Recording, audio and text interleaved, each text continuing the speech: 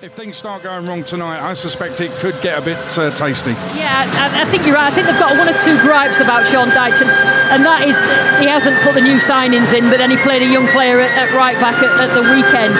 And also he's got a plan A and he likes to stick to that, working hard, second balls, being direct, getting the ball up the pitch, playing in the right areas.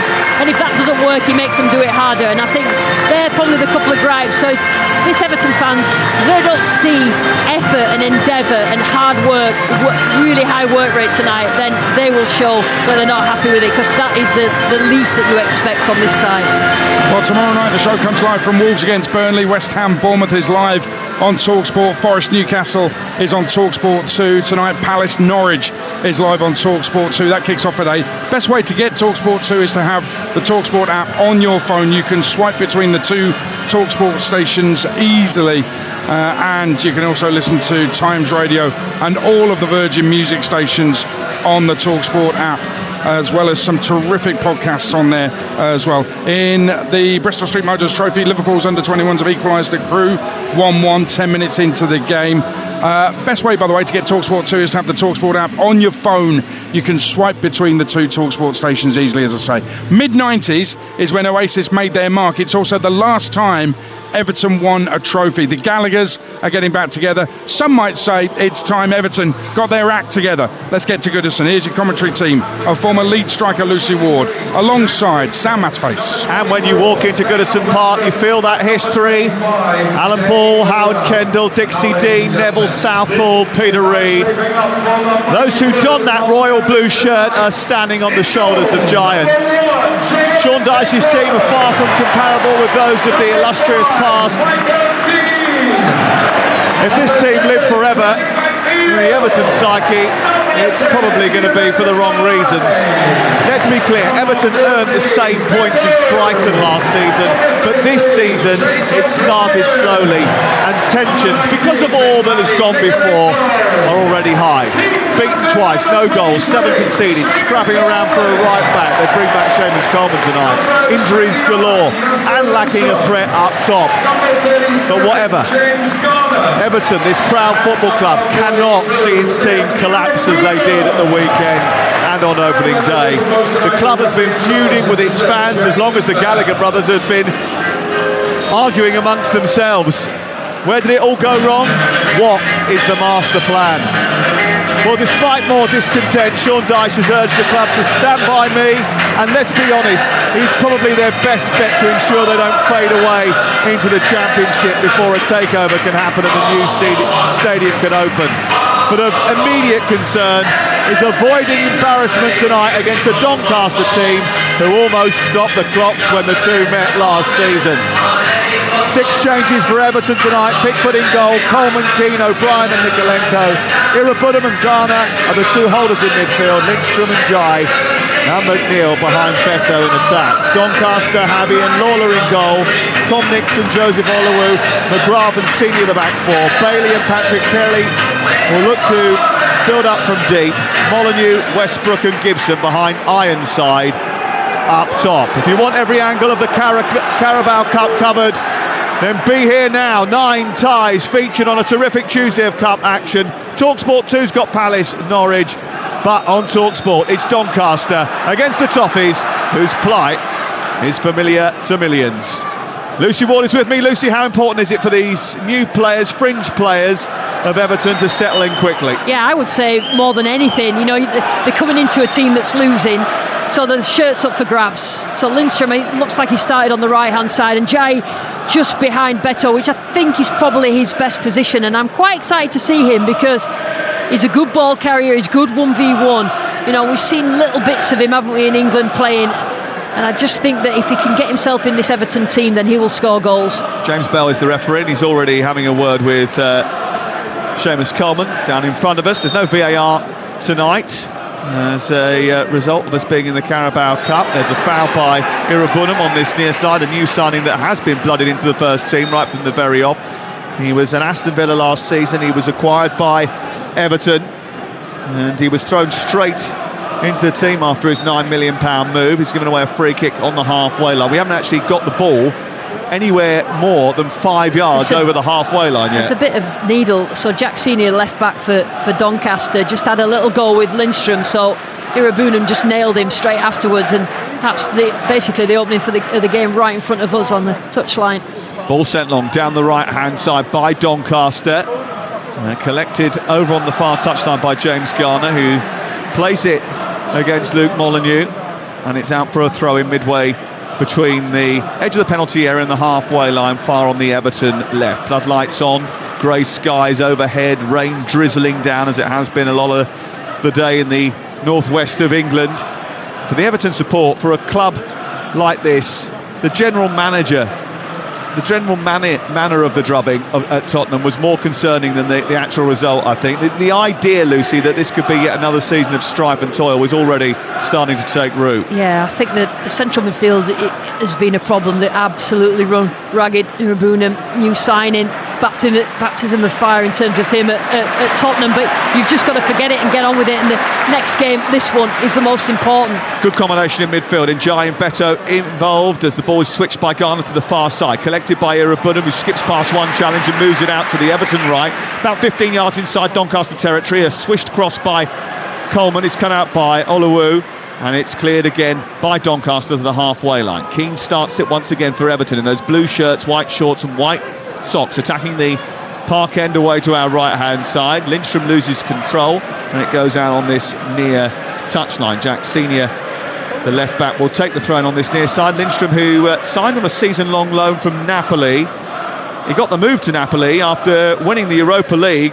under Oliver Glasner, Eintracht Frankfurt, and it was particularly impressive in that run to the final. Yeah, it was brilliant. It was absolutely brilliant. That team had a couple of good players. Kamada as well has gone to Palace. Here is Coleman cracking into a challenge with Zane Westbrook, and the ball deflects off Westbrook and goes out on this near touchline and away for a throw into Everton. So 0-0 the score, and we've played just a little under 3 minutes. A little bit of a mishap by Coleman, gives the ball away, and it goes back infield, picked up by Gibson. The shot by Westbrook is from 30 yards out, goes straight into O'Brien, and Jake O'Brien, making his full debut tonight for Everton, spoons the ball out for a throw-in down the right side, midway between the edge of the penalty area and the corner flag. Yeah, it's been a bit loose in possession, Everton players. First Beto out for a throw-in, but also there Jimmy Garner made a mistake and just allowed Doncaster in, and just a few nerves. Ball thrown in, taken down by Ironside. He's being marshalled by O'Brien. He gets turned by Ironside, who sends the cross centrally. It's blocked and helped away by Mikalenko and out for another throw. Doncaster got back to winning ways at the weekend after suffering defeat at the hands of Newport the week before. All in all, they've bounced into the season with 3 wins in 4 in all competitions after finishing last season impeccably, really. Grant McCann's side was struggling around about 20th position in March. They went on an astonishing run, 12 games unbeaten. They made a late surge for the playoffs. Everton have won it back in the left full-back position. Njai tries to nudge it forward. Beto's going to pick it up here despite the intervention of a Doncaster player. Westbrook cuts across his path, nudged him to the floor. Free kick just left of the centre circle. Everton want to get it moving quickly. They do so. Beto sends it back to Irabunum. Back out wide to Coleman. A little step over by Lindstrom, but he didn't read that at all well, and it went through his legs and picked off by Senior, who went galloping up the other end, and Irabunum had to come across and slide the ball out of play. Rotherham have taken the lead against Fleetwood. 1-0 to Steve Evans' side. And here it's still goalless. Here's Lucy Ward. Yeah, they're just playing in the wrong areas a couple of times. And Jai, too many touches on the ball. We received it. And the thing about Everton is they're a proper transitional team. You know, when they play it right, that they get up the pitch as soon as they win the ball back. But too many touches from Njai. He's trying to sort of feel his way into the game, and not really allowed to do that because Doncaster will press them. We will keep you in touch with all the other ties that are taking place tonight. There's a huge number of games that are taking place, and we'll have reporters at all the key matches, and there's live commentary of the game that kicks off at 8 o'clock. Crystal Palace Norwich on Talksport 2. Good touch by Beto into Njai. Well, trying to feed the ball through to McNeil, not once but twice, and both times it was blocked. The second time Westbrook, the first time. Good work by Tom Nixon to stop that from going through, and I think maybe they will feel they should have worked that out to McNeil over on the far side because they're the overload. Yeah, and Njai had it there, and you just need to take better care of it. Your pass just a little bit easier. He's just, like I say, trying to feel his way into the game, but that pass, just put it in the space. And Everton need a night of feel-good fun in the Carabao Cup. And the early rounds can sometimes bring that. Not necessarily guaranteed to get it tonight against a Doncaster side who took the lead and ran them close at this stage last season. A night where Everton had to be rescued by late goals from Beto and Danjuma. Pickford stands on the ball inside his own D. Preston harassed from behind by Patrick Kelly, who they picked up on loan. Beto tries to spin and turn past Jay McGrath, and across comes the fullback on the right hand side, Tom Nixon, to clear out to the near touchline, but Coleman gets it back again, centrally inside Doncaster territory. Irabunam picks it up, Garner to the left, collected by Mikalenko, further wide it goes to McNeil, being shadowed by Molineux on that far side, comes into James Garner, who's just left of the centre circle, and then a turn by Joe's a little bit too deep here, and can't beat the Doncaster press. They are very energetic, they are very fit, they will get up and in your face. Tell you what though, Sam, here's McNeil trying to burst in by Oluwu, comes back past Beto into the centre, it goes for Njai and it's missed. Lindstrom can't get there and it's cleared away by the Doncaster defence. There's a few mishaps there as Everton tried to construct an attack. No one really taking responsibility for taking the shot and putting the ball in the net. Beto had a good chance, Njai should have just finished it off. He slid it across the face of goal and it was missed by Lindstrom. Yeah, that's much better from Everton. As soon as Everton start to move the ball quicker and to be a little bit more direct, get the ball wide, ball into the box, it causes problems for Doncaster, because when Doncaster just sat in that 4-4-2 shape or 4-5-1, Everton really struggle against them. But as soon as you move it quick, get the ball wide into the box, that's where Everton are strongest. Keane plays a ball but it's loose into Lindstrom, and then he wrestles Patrick Kelly to the floor, and Patrick Kelly puts the hands on the floor and says free kick, ref please, and referee James Bell obliges. Kelly, who started at the weekend, he's only 19 in Northern Ireland, under 21 international. They think a lot about him in Northern Ireland. Luke Molineux thought that he was fouled over on the far side. Referee shook his head, said no chance. The rain comes tumbling down here once again. Irabunam leads the charge and drags Everton up the pitch into the centre circle, plays it wide. Coleman now flicks it round the corner into the right wing position for the tall and lanky Lindstrom, very wiry on this near touchline, trying to get the better of Senior, but Senior holds him up. And actually, he has been thrown in tonight, Lindstrom, and I think he's already found that he's in a battle with Senior. Yeah, physically this is going to be a lot different in terms of he's already found out that he can't take 2, 3, 4 touches on the ball, which he's tried to do, because he just gets closed down physically, so he needs to move the ball quicker. Elsewhere tonight, Stoke lead away at Middlesbrough. That game kicks off 7:15.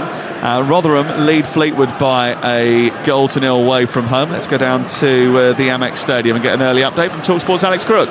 We've only played 9 minutes. It's Brighton 0, Crawley 0, but already Brighton's £25 million debutant Matt O'Reilly is having to go off here. He's been carried off the pitch by 2 physios. I've got to say, it was a really poor tackle from the Crawley captain, Jay Williams, over the top of the ball, and he looks in a lot of discomfort, and he is visibly fuming, Matt O'Reilly. Brighton 0, Crawley 0. Well, you hope that's nothing more than an impact injury, but that's the worst thing that can happen on your debut for your new club, isn't it? Absolutely, it is. He'll be absolutely fuming. Hopefully it's not too bad, but listen, fantastic signings, haven't they? I love Cariolo, one of the best left backs in the Euros. And they're going to play him at right back, He's going to play at right back for Brighton. Yeah. He can play both sides. He was right-footed actually, and he did very well at the Euros. You and I were both at the Turkey-Portugal game. We were at the I think you saw them a couple of times. Were you following me? Yeah.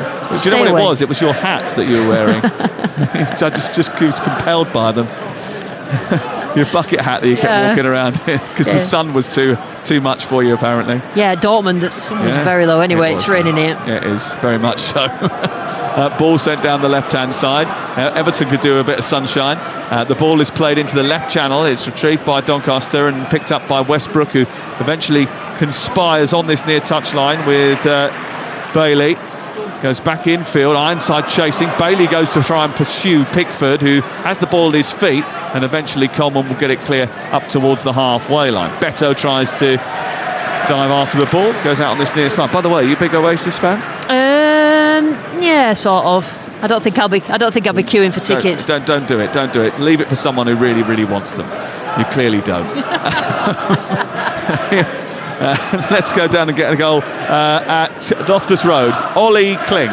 11 minutes gone, it's QPR 1, Luton 0. Everton Santos has put Rangers in front. It was a shot from the edge of the box from Elijah Dixon-Bonnet. It was parried out by Kaminsky, and there was Everton Santos to nail it into the back of the net, and QPR lead. QPR 1, Luton 0. They've drawn the last 2 games in the Championship, Queen's Park Rangers, and haven't kept a clean sheet so far this season, so that will be encouragement for Luton. But Luton yet to win this campaign, and confidence has taken a real hit since dropping to the Championship. 12 minutes gone here. Everton looking for a bit of a confidence booster. Have the ball deep with Jimmy Garner, who moves up towards the halfway line, plays it out wide to Coleman. Coleman a little bit ring rusty, gets his pocket pinched by Westbrook, who plays it infield. Bailey then gets done by Irabunum, and they come away with the ball, and Beto is released through the middle, but Oluwu's got there first. He's tapped it back to his goalkeeper, and Ian Lawler has to scurry back to prevent an own goal.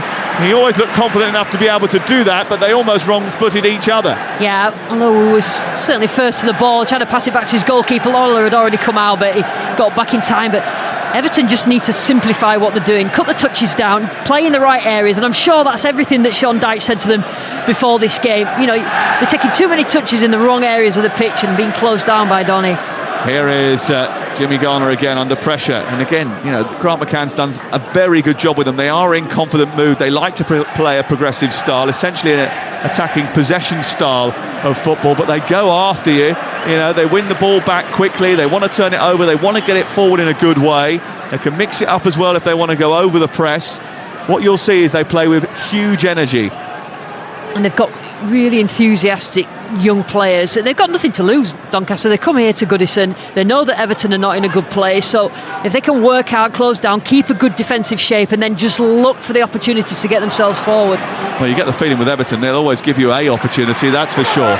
Bailey wrestling with Keane. Keane was struggling with him. He got a free kick in the end, but it wasn't the easiest thing to deal with. And Everton won't be expecting to be ripped to shreds the way they were at the weekend by Tottenham, but they can't rest on their laurels here, and I think they've shown that. There is an air of fragility around this stadium. Yeah, absolutely. I think in the players as well. I think sometimes, you know, you've just got to be brave as a player, and what I mean by that is just show for the ball. If you make a mistake, doesn't matter, just get on with it and ask for it again, because that's the only way to get out of bad piece of form. Irabunum's been quite lively since the start of the game, and he's led Everton through the midfield once again. Bumped into McGrath, but it's back with Garner. Njai trying to jink his way forward, lays it off to Irabunum, who wants a bit of movement in front of him.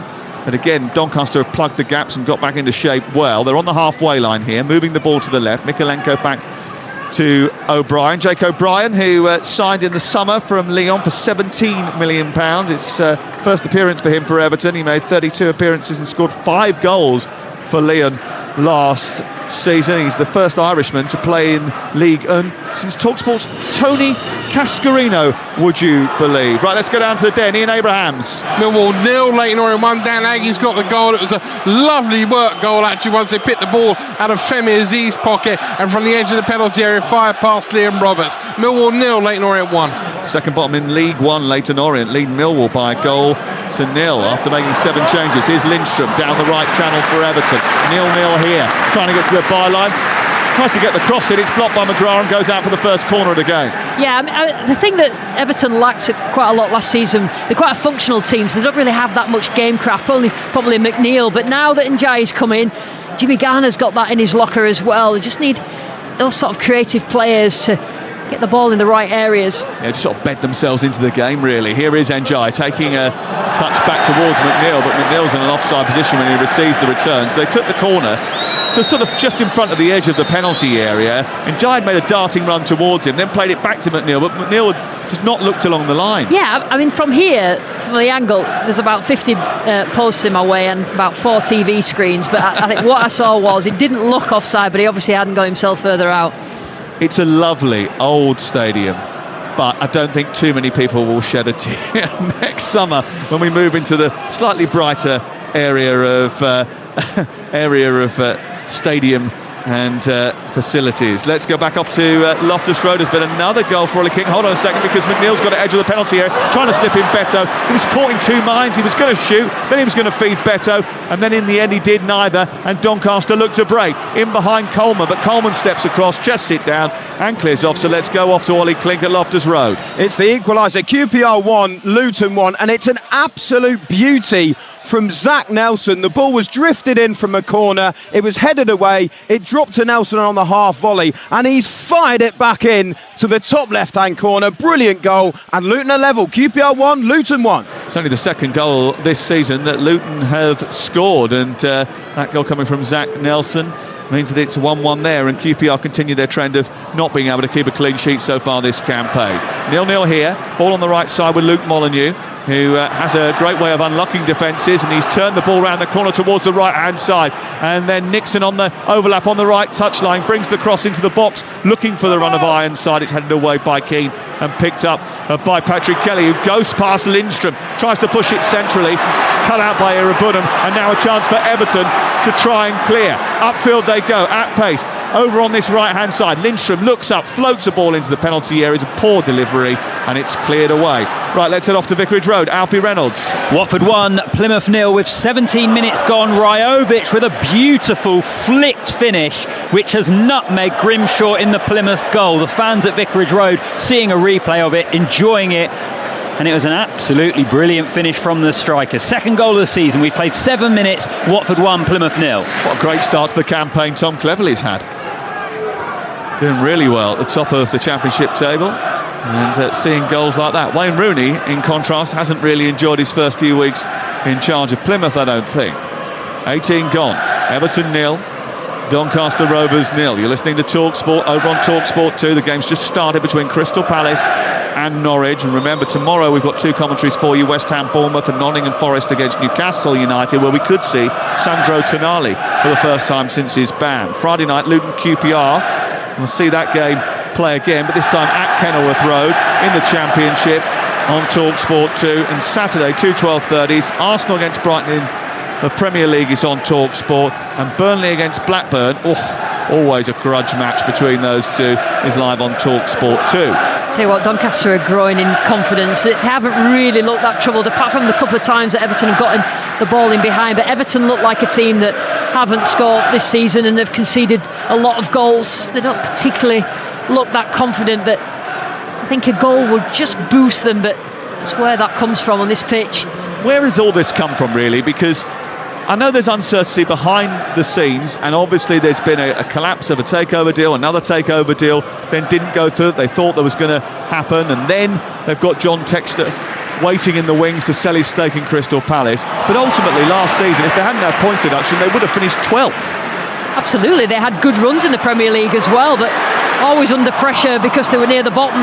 Here is Njai, edge of the area, sets it back for McNeil, who tries to bend it towards the goal. It's blocked on the way through and goes out for a corner. Yeah, that's better. Everton looks so much better when they take limited touches and passes to get the ball up the pitch, because they're quite willing runners. They will get up there and support Beto, and that's certainly where they've got the corners from and chances on goal so far tonight. Harrogate 0, Preston 1 is the latest scoreline. We've got another goal in the game at Highbury, where Fleetwood have equalised against Rotherham. Here it's still goalless as we prepare for this corner, which James Bell, the referee, is just going to delay because of pressure on Ian Lawler, the Doncaster goalkeeper, in his yellow jerseys. I mean, it's yellow, it's sort of a dirty yellow, isn't it? Mustard yellow. Not one of those fluorescent numbers. But he is being pursued by Lindstrom. And watching him is Luke Molyneux, and they're getting in the goalkeeper's way, and he just about got up there and flapped it away as the ball was bent in by McNeil. It comes out the other side, and now they can try to come forward. Kelly clips it in towards the halfway line. It runs over the head of Zane Westbrook, and Everton have got it back again. I tell you what, Jake O'Brien was asking the question of the referee that he thought he was fouled in the area. We don't have VAR, but the referee was in a good position. He didn't think it was, but arms all over the place, and it happens all the time, doesn't it, in those sort of set pieces when you're trying to defend against taller players. And we mentioned Daichi Kamada a little bit earlier on. He's got the first goal of the evening at Selhurst Park. It's Crystal Palace 1, Norwich 0. There's been a goal at Grimsby for Talksport's Dave Rowe. Grimsby 1, Sheffield Wednesday 0. Could be a shock on the cards here. Cameron McJanet, the centre-back, up from the back with a header from a corner sent in by Vernon from the right-hand side. Lovely deft-flick header by McJanet. And the League 2 side here are in front. Grimsby 1, Sheffield Wednesday 0. Heavily beaten this week against Notts County as well, Grimsby, but they're in front tonight. David Artell's men. Here is Irabunum. Back to Keane out towards the near side, then checks himself and comes back infield to Irabunum. 21 gone. This is Talksport under the lights at Goodison Park. Ball picked up by Njai, who's offside over on the far side again.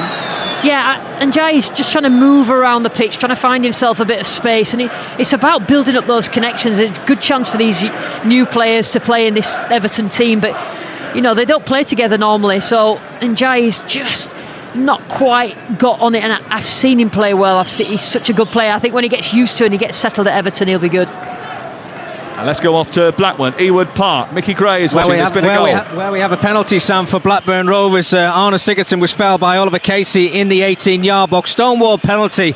And Maxa Gay is just about to step up. Scored in the last round against Stockport County. Just waiting on the referee blowing a whistle now. Steps up. And he fires it in low into the bottom corner. The Championship take the lead. Blackburn 1, Blackpool 0. Started the season so well, Blackburn, 7 points from 3 games. Free kick here. What a little pirouette from Gibson on this near side. He picked the ball up. Jordan Gibson then just sort of wandered into a central area, then tried to turn away, was found. He's won a free kick in a really dangerous area, Lucy Ward. I'll tell you what, you've got Jordan Gibson on the left-hand side and Luke Molyneux, and as soon as they get the ball, they haven't had it that often, but they look confident. They face up the defender and they try and take out, whether it's from out to in or whether it's down the side. That they've certainly tried that, and they look confident. They look like they all of a sudden, Doncaster, they think, hang on a minute, Everton are not really offering us anything here, we've got a chance. 5-man wall, just about a yard inside the 18-yard box. Gibson standing over it. He fancies his chances here. Pickford trying to line up that wall. He's going to strike this one. He has got 2 players to his right-hand side if he wants to try and create a little bit of a diversion. And Gibson here lining up this free kick. It's around about 27 yards from goal. It's a shade left of centre.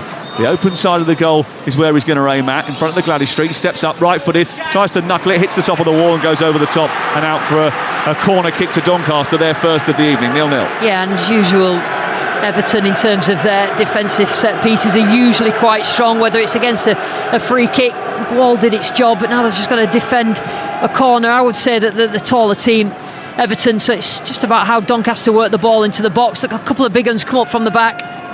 Yeah, McGrath is up from the back, so is Olawu. Ironside is tall. He's being watched by Irabunum at the front post, and the corner about to be taken over on that far side. Molyneux is just lurking on the edge of the 18-yard box with intent. Senior has put the ball down and he's going to whip this in left-footed. It's a crowded penalty area. It's gone short actually in the end, and then it's given to Molyneux eventually on the edge of the penalty area. He sends it back out wide. Westbrook gets it out of his feet, and there's space here for a Senior who shoots towards the far corner, and Pickford is caught into the first real save of the night. It was a brilliant move actually, and it did outfox the Everton defence. It came to Senior on the edge of the box. He just took a touch to set it and then left-footed arced the ball towards the far corner, and Pickford had to make the save. Yeah, I talked about how Doncaster worked the ball into the box, and they actually did it really well from the right-hand side, and then it ended up with a shot, and Jordan Pickford, he saved it well, but that was well worked by Doncaster. Senior and Westbrook combining again on the edge of the penalty area. Gibson's got it this time. He'll float the ball into the box. A little flick up into the air by Ironside. It hits Keane and it's cleared, and then Garner tries to break, but very quickly Nixon was across the ground and he stopped him from doing so, made him stop in his tracks, and Everton are halted and Doncaster have got it back inside opposition territory. 0-0 the score. You're listening to Talksport. Penalty at St Andrews for Talksport's Ian Danter. Penalty for Fulham after handball in the box from a shot by Kearney. It was handled by Clara. Referee Keith Stroud pointed to the spot at the Tilton Road end, and it's Raul Jimenez up against Ryan Alsop to give Fulham the lead. We played 9 minutes. Boos around the stadium. They feel it was a harsh decision given by the referee, but up steps Jimenez now, right-footed against Alsop, and sent it into the bottom corner, sends Alsop the wrong way, and the Premier League side take the lead. Birmingham 0, Fulham 1. Fulham have shown real intent in the transfer market. Last season's semi-finalist, one up against Birmingham, who have actually And, taking a little bit of time to settle into their stride. They are the League One title favourites. They're taking 7 points from 9 so far, but they're behind tonight to what they believe is a controversial decision. 26 minutes gone. It's Everton 0, Doncaster Rovers 0 here. And Doncaster of League 2 taking on a team bottom of the Premier League at this moment in time. And the way the confidence is, they feel as if they're ripe for the picking, but Beto has skipped past Oluwu and fed the ball down the right side to Lindstrom. Lindstrom's in the penalty area on the right side of the box, clips it to the far post. Again, his delivery isn't perfect, and it's scooted behind and gone out for a goal kick away to our right hand side. Yeah, and you're just looking for moments of positivity from an Everton point of view, and that was a good turn from Beto, and he just released Lindstrom in that right inside channel, but he just didn't get the cross right. But that's better. You look at positives from an Everton point of view. Irabunam in central midfield, I think he's doing really well. I think he really struggled at the weekend against Spurs, but he's certainly got his right head on tonight. He's winning tackles, and he's certainly passing well. You were talking earlier in the day about the prospect of that Everton midfield and the problems that they'd had in the opening few weeks of the season, and the chance that maybe they needed to try and strengthen that if they could. Oral Mangala, who was at Nottingham Forest last season, looks like he's going to join on loan. He'd be a good signing from Lyon owned by John Textor. There's no such thing as coincidences, Sam. McNeil out to the left hand side, hoisted forward by Garner. Beto, well, he got the better of Oluwu, but felt it was being tugged back. Actually, the referee's pulled that back for a free kick just left of the edge of the centre circle. They quickly want to get it moving. They rushed it. Garner tried to feed the ball into Beto's feet, and then he wasted the free kick. Tell you what, when Donny are not set in a defensive shape, when they lose possession and they're out of shape, they really do take risks at the back. They basically leave the two centre backs quite open, and Beto's got the better of him a couple of times, but just not done enough, just not had that confidence or the end product.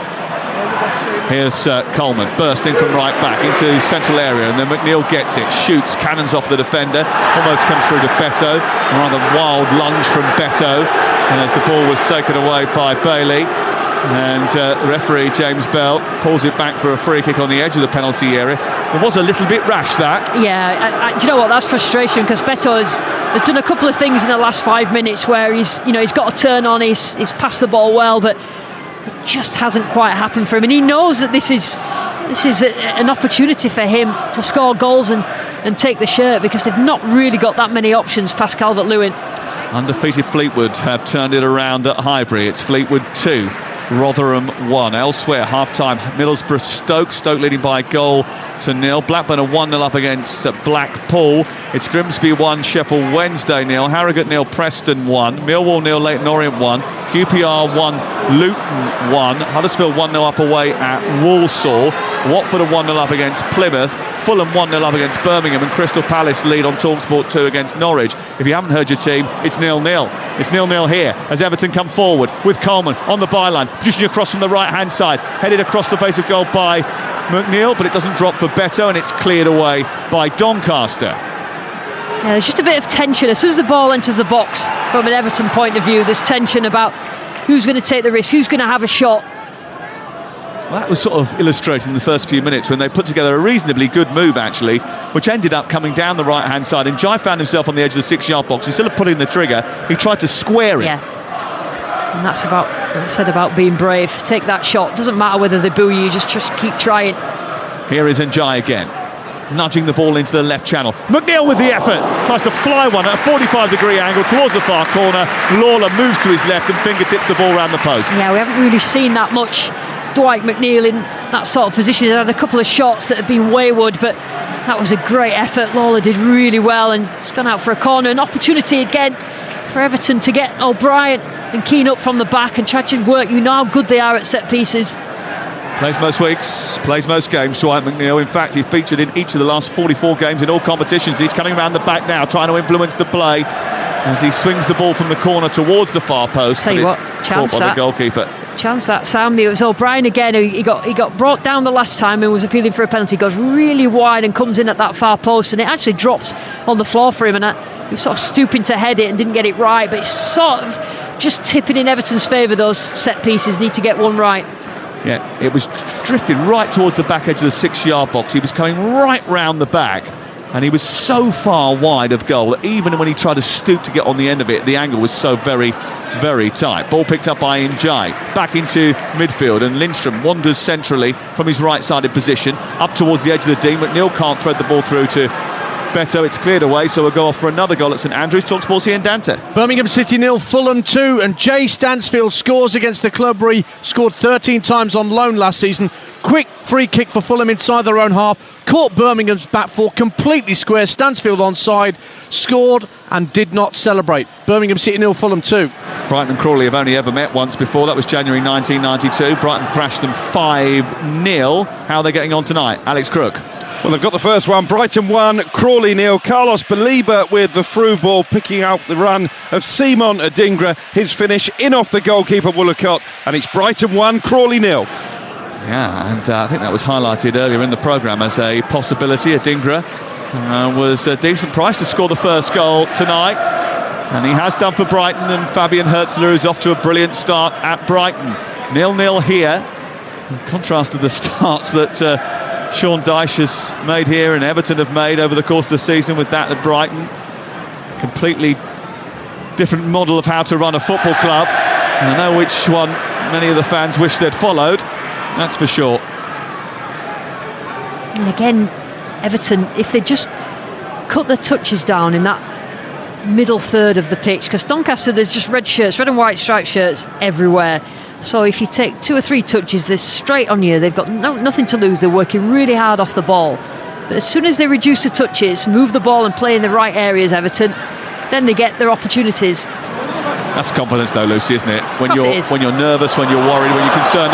Maybe Lawler might be here because he's come out and he's made a hash of a ball which was looped into the box by Oluwu. His clearance was really poor, and then Lawler collided with him and scrambled the ball away under pressure from Beto. Everton couldn't make the most of it. Yeah, you just know when things are not going your way, when something like that, when the opposition make a calamity like that from the goalkeeper Lawler, that it just doesn't land at someone's feet to side foot it into the back of the net, and Doncaster survive. Everton in that situation where they need to get into their vibe, they need to find a little bit of confidence from somewhere. Oh, and Mikalenko and Pickford are not going to help the situation when they collide like that, and there's no communication, and Mikalenko ends up getting to the ball before Pickford, and before they end up colliding with one another, the ball ricochets behind and goes away for a corner kick. A real mix-up at the back from those two relatively experienced players. Yeah, you know, Pickford came to come out and then he sort of stopped, and I think that's when Mikalenko looked over his shoulders and thought, well, I've got to play it then, but he then came out again. Pickford, it just needed a shout, didn't it? I think from the goalkeeper, he can see everything. Yeah, and they've given away a corner over on the far side. Corners which have already caused a few problems for the Everton backline in the opening 34 minutes here at Goodison Park on a rainy night in Liverpool. Everton have occasionally found solace in the EFL Cup. They reached the quarter-finals 3 times in the past 5 seasons, including the last campaign. Here is Luke Molineux from distance, trying to shoot towards the far corner, but he's never really going to trouble the England number 1 from that sort of range, and he pats the ball down inside his box and bowls it out to the right full-back position. It's actually quite clever how they're doing it. The first time, Donny, they played it short, they worked it round for a shot, and Everton just waited in the middle, waiting for a ball to be swung in. This time, Everton, they just dragged them out a little bit and then tried to work it again, just seeing what Everton did. So it's quite clever when you've not really got the big hitters in there to throw it in, knowing how good Everton are in the box defending.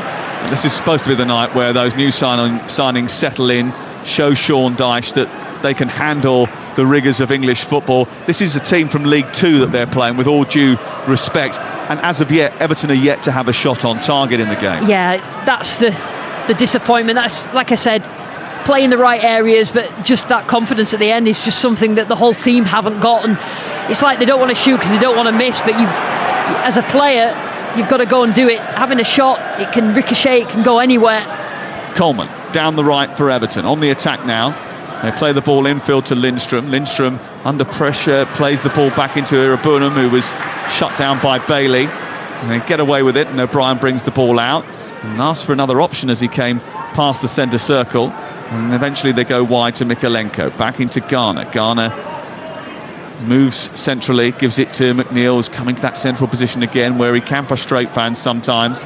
It's better out on the wide positions where he can produce crosses that are dangerous in the box. That's what they need to do, Everton. At the moment, he's sort of coming into a more central position. Where the traffic is. That's where Donny are.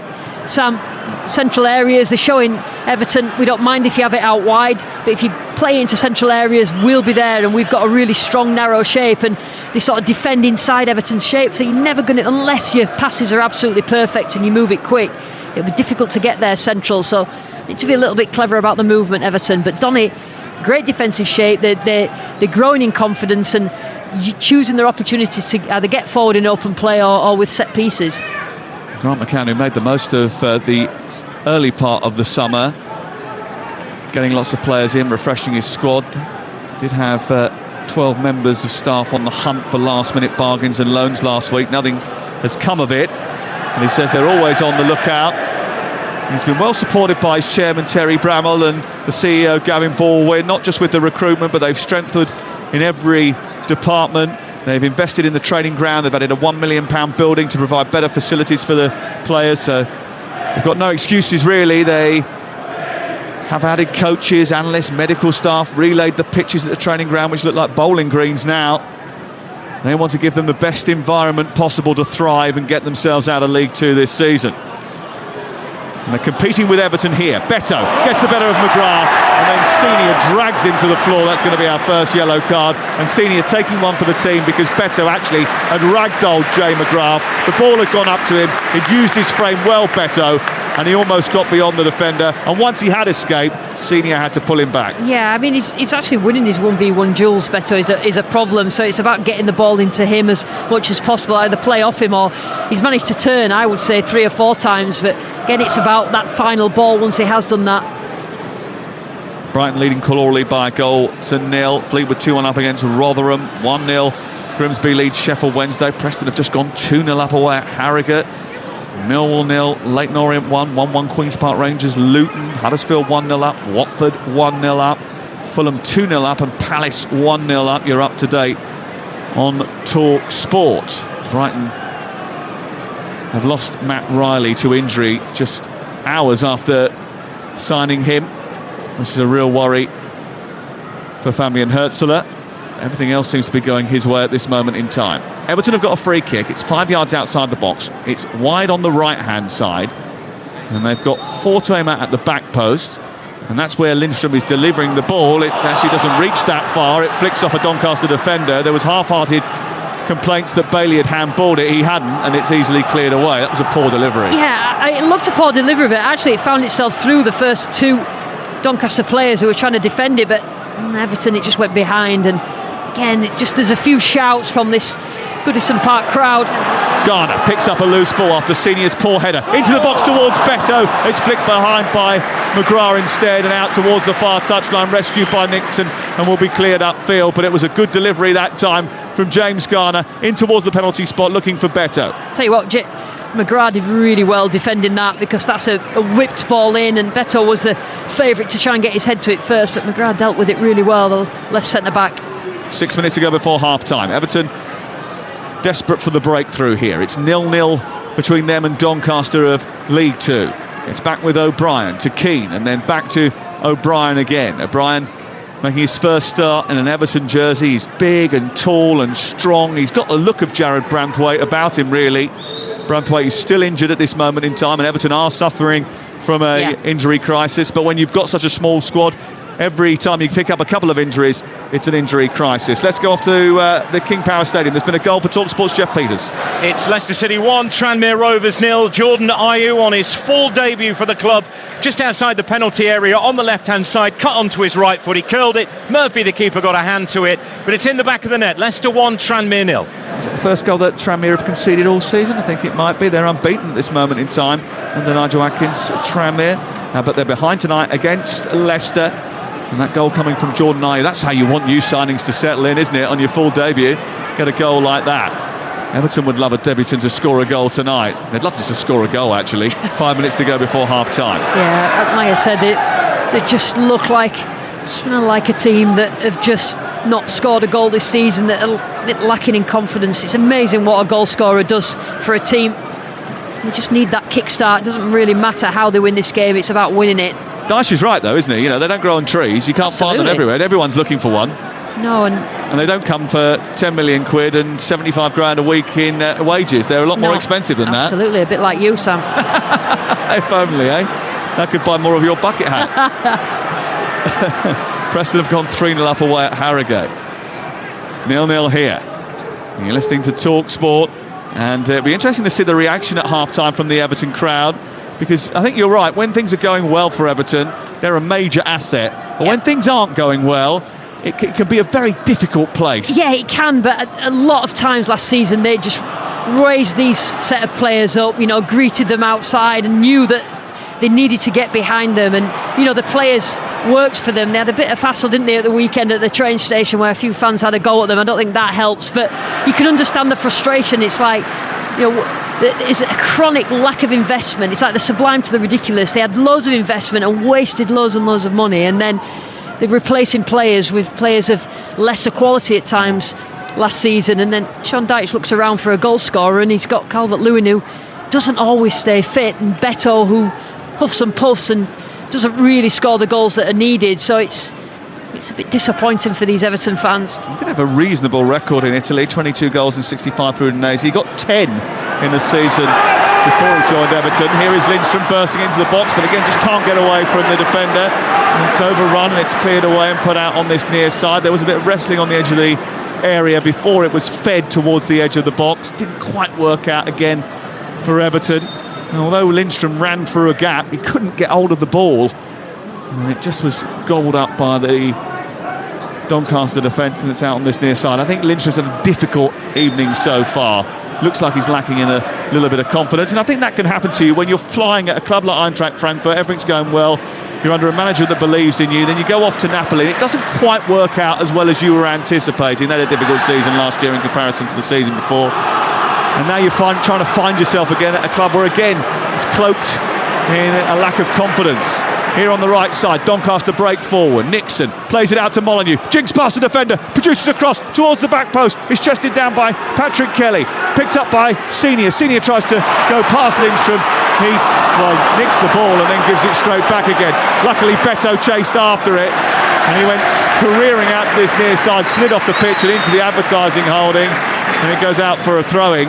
But again, Doncaster looking confident getting to the edge of the penalty area. When they gave it away, Lindstrom, well, he just couldn't find the weight of pass that was required. Yeah, I mean, Doncaster look like a team that are used to winning, that look confident, that don't look like they're frightened of losing, whereas Everton look completely the opposite, and had a little bit of a run on the Everton defence. We just didn't have the quality at the end of it. But Beto works so hard. I would give that to him. If he can just get some sort of goal, that'll improve his confidence as well. But he works so hard to try and secure that ball in that number 9 position. Everton last went out this stage of the competition in 2001, the year of David Beckham's last-minute free kick against Greece, the year of the coughing colonel on Who Wants to Be a Millionaire.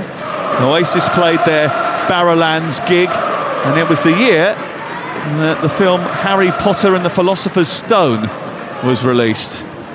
You need to get out more.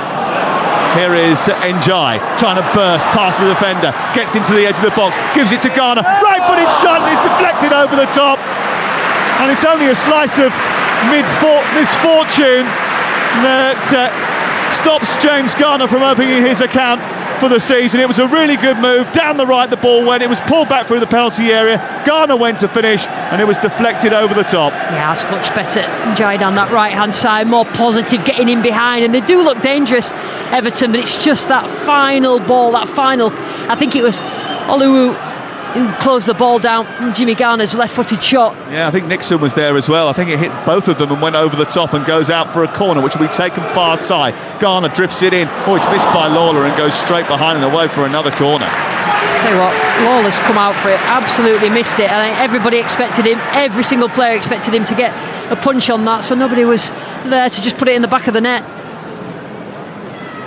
By the way, it was also the year that Billy Gilmore, Brennan Johnson, Lauren James, Cameron Archer and Anthony Gordon were born, just to make us feel old. There's a bit of pushing and shoving going on in the centre of the 6-yard box, and Lindstrom has just ended up trussed up in the net behind Lawler. So the referee, James Bell, has just called a halt to proceedings. The corner is going to be taken by McNeil from this near side in front of the Park stand. There is a little bit of tension in the air at this stadium as we go into stoppage time, of which there'll be 1 minute. Doncaster aren't the easiest team to break down. They've kept 10 clean sheets in their past 20 matches. And it's 0-0 at Premier League Everton. Left-footed corner. An in-swinger, deep towards the far post. It's missed by the goalkeeper, hit back across the face of goal, and it's rattled the post by Garner. He hit it on the volley as it came back from Keane's intervention. It looked like it was going far too deep, but Keane rescued it, sent it back to Garner, who smashed the ball goalwards. And when your luck's in, and it hit the post. That rattled, it's still rattling, and Lucy is still 0-0. Yeah, do you know what? Everton have worked that corner and they've got closer and closer each time. Jake O'Brien going really far post, knocking it across. And how on earth they kept that out, hit the post, and it was a terrific strike, but really well worked. They're getting there with the set pieces, and that's probably, if Everton are going to score, how they're going to score. Well, Everton haven't gone out at this stage for 23 years, but for the second successive season, they are struggling to shrug off League Two Doncaster at the break. It is Everton 0, Doncaster 0. There was a little flurry at the end there where Garner has an effort deflected over, and then he hits the post as well. If that hadn't happened, there may well have been a chorus of loud booing at the end of that first half. But Everton have at least shown the fans that there's something to hope for in the second half. Yeah, you know what, Ed? I think that they worked hard, the Everton players. It's just that lack of quality in front of goal. There were various points where, right at the start, in the first sort of 5 minutes, where they looked a little bit nervous. But they are working hard. They are running about. They are getting the ball in the right areas. I think Njai's settling in a little bit better as it went along. But just that lack of quality in front of goal and a little bit of luck. I think the set pieces, they were unlucky in that last set piece that they didn't end up with a goal. That's how good enough. It's difficult, you know. I think that he works really hard. I think that he, you know, playing the ball into him, it sticks. He's worked in those duels. He's turned well, but you know, when you're a number 9, you've got to score. End of story. That is the end of the story, and the end of the first half story is that nobody has scored. Everton came closest though. Everton 0, Doncaster 0. The League Two side holding the Premier League side on their own ground. Second half to come on Talksport. On Talksport 2 right now, it's Crystal Palace 1, Norwich 0. Here at St Andrews, Birmingham City are 2 down at home to Fulham. This was an 8 o'clock kickoff, so still in the first half here and still a way to go until half time. But whistle has gone at Loftus Road with Talksport's Ollie Klink. It's QPR 1, Luton 1 at half time. A lively first half here. QPR took the lead 11 minutes in. Everton Santos fired home a rebound to score his first goal for the club, but Luton were level just 5 minutes later. A wonderful half volley from Zach Nelson from the edge of the box. Luton have been the better side. Elijah Adebayo and Carlton Morris have looked really sharp. Both have worked the goalkeeper. QPR have had very few clear-cut chances, but at the moment it's all square. Half-time at Loftus Road, it's QPR 1, Luton 1. Well, first half injury time, Preston North End are through basically. The Paul Heckingbottom side 4-0 up already away to League Two Harrogate Town. Luton Osmajic has got a couple to add to Sam Greenwood's brace earlier. Harrogate 0, Preston 4. Huddersfield are 1 up at Walsall. And Matty Pearson, though, for Huddersfield, the centre half, has been sent off just before half-time. Walsall 0, Huddersfield 1, but Huddersfield down to 10 men. Half-time at Vicarage Road on Talksport. Here's Alfie Reynolds. Yeah, half-time, Watford 1, Plymouth 0. Mileta Rajovic with the goal, which continues Watford's brilliant start to the season. And what a finish it was as well. Porteous firing the ball along the floor from the byline, and Rajovic flicked it from a tight angle inside the 6-yard box, nutmegging the Plymouth keeper Dan Grimshaw, who should have done better. He somewhat made amends with a good diving save later on in the half, but the best Plymouth opportunity was Callum Wright shooting straight at Jonathan Bond when he was through on goal 1-on-1. So it's Watford who've won all their matches so far this season that deservedly lead here. The half-time score, Watford 1, Plymouth 0. And we've hit the break at the Amex on Talksport. Here's Alex Crook. And it's Brighton 1, Crawley 0. The only goal of the half came just after the half-hour mark. Carlos Baliba picked up the ball inside the centre circle, ran powerfully towards the Crawley penalty area. He laid it on a plate, really, for those ahead of him. And it was Simon Adingra who found himself one-on-one with Jojo Woolacott in the Crawley goal. Wasn't the cleanest of strikes. Woolacott got something on it, but couldn't stop the ball nestling in the bottom corner. I have to say, though, Crawley have had their moments going forward. Josh Flint probably should have scored in the 25th minute. He was played in by Jeremy Kelly, one-on-one with Bart Verbruggen, and he shot straight at the Brighton goalkeeper. Flint also headed wide from a free kick, and then right on half-time, Verbruggen had to come out and save bravely at the feet of Flint, who's been far and away the League One outfit's brightest spark. It's been a pretty rough introduction, though, to cup football for the new Brighton manager Fabian Hertzler. Some crude tackles from Crawley, not least their captain Jay Williams, one of which after only 8 minutes resulted in £25 million new boy Matt O'Reilly having to hobble off with what looked like a pretty serious ankle injury. I've got to say, I've seen a replay. It was a horrible tackle from Williams, who wasn't even booked.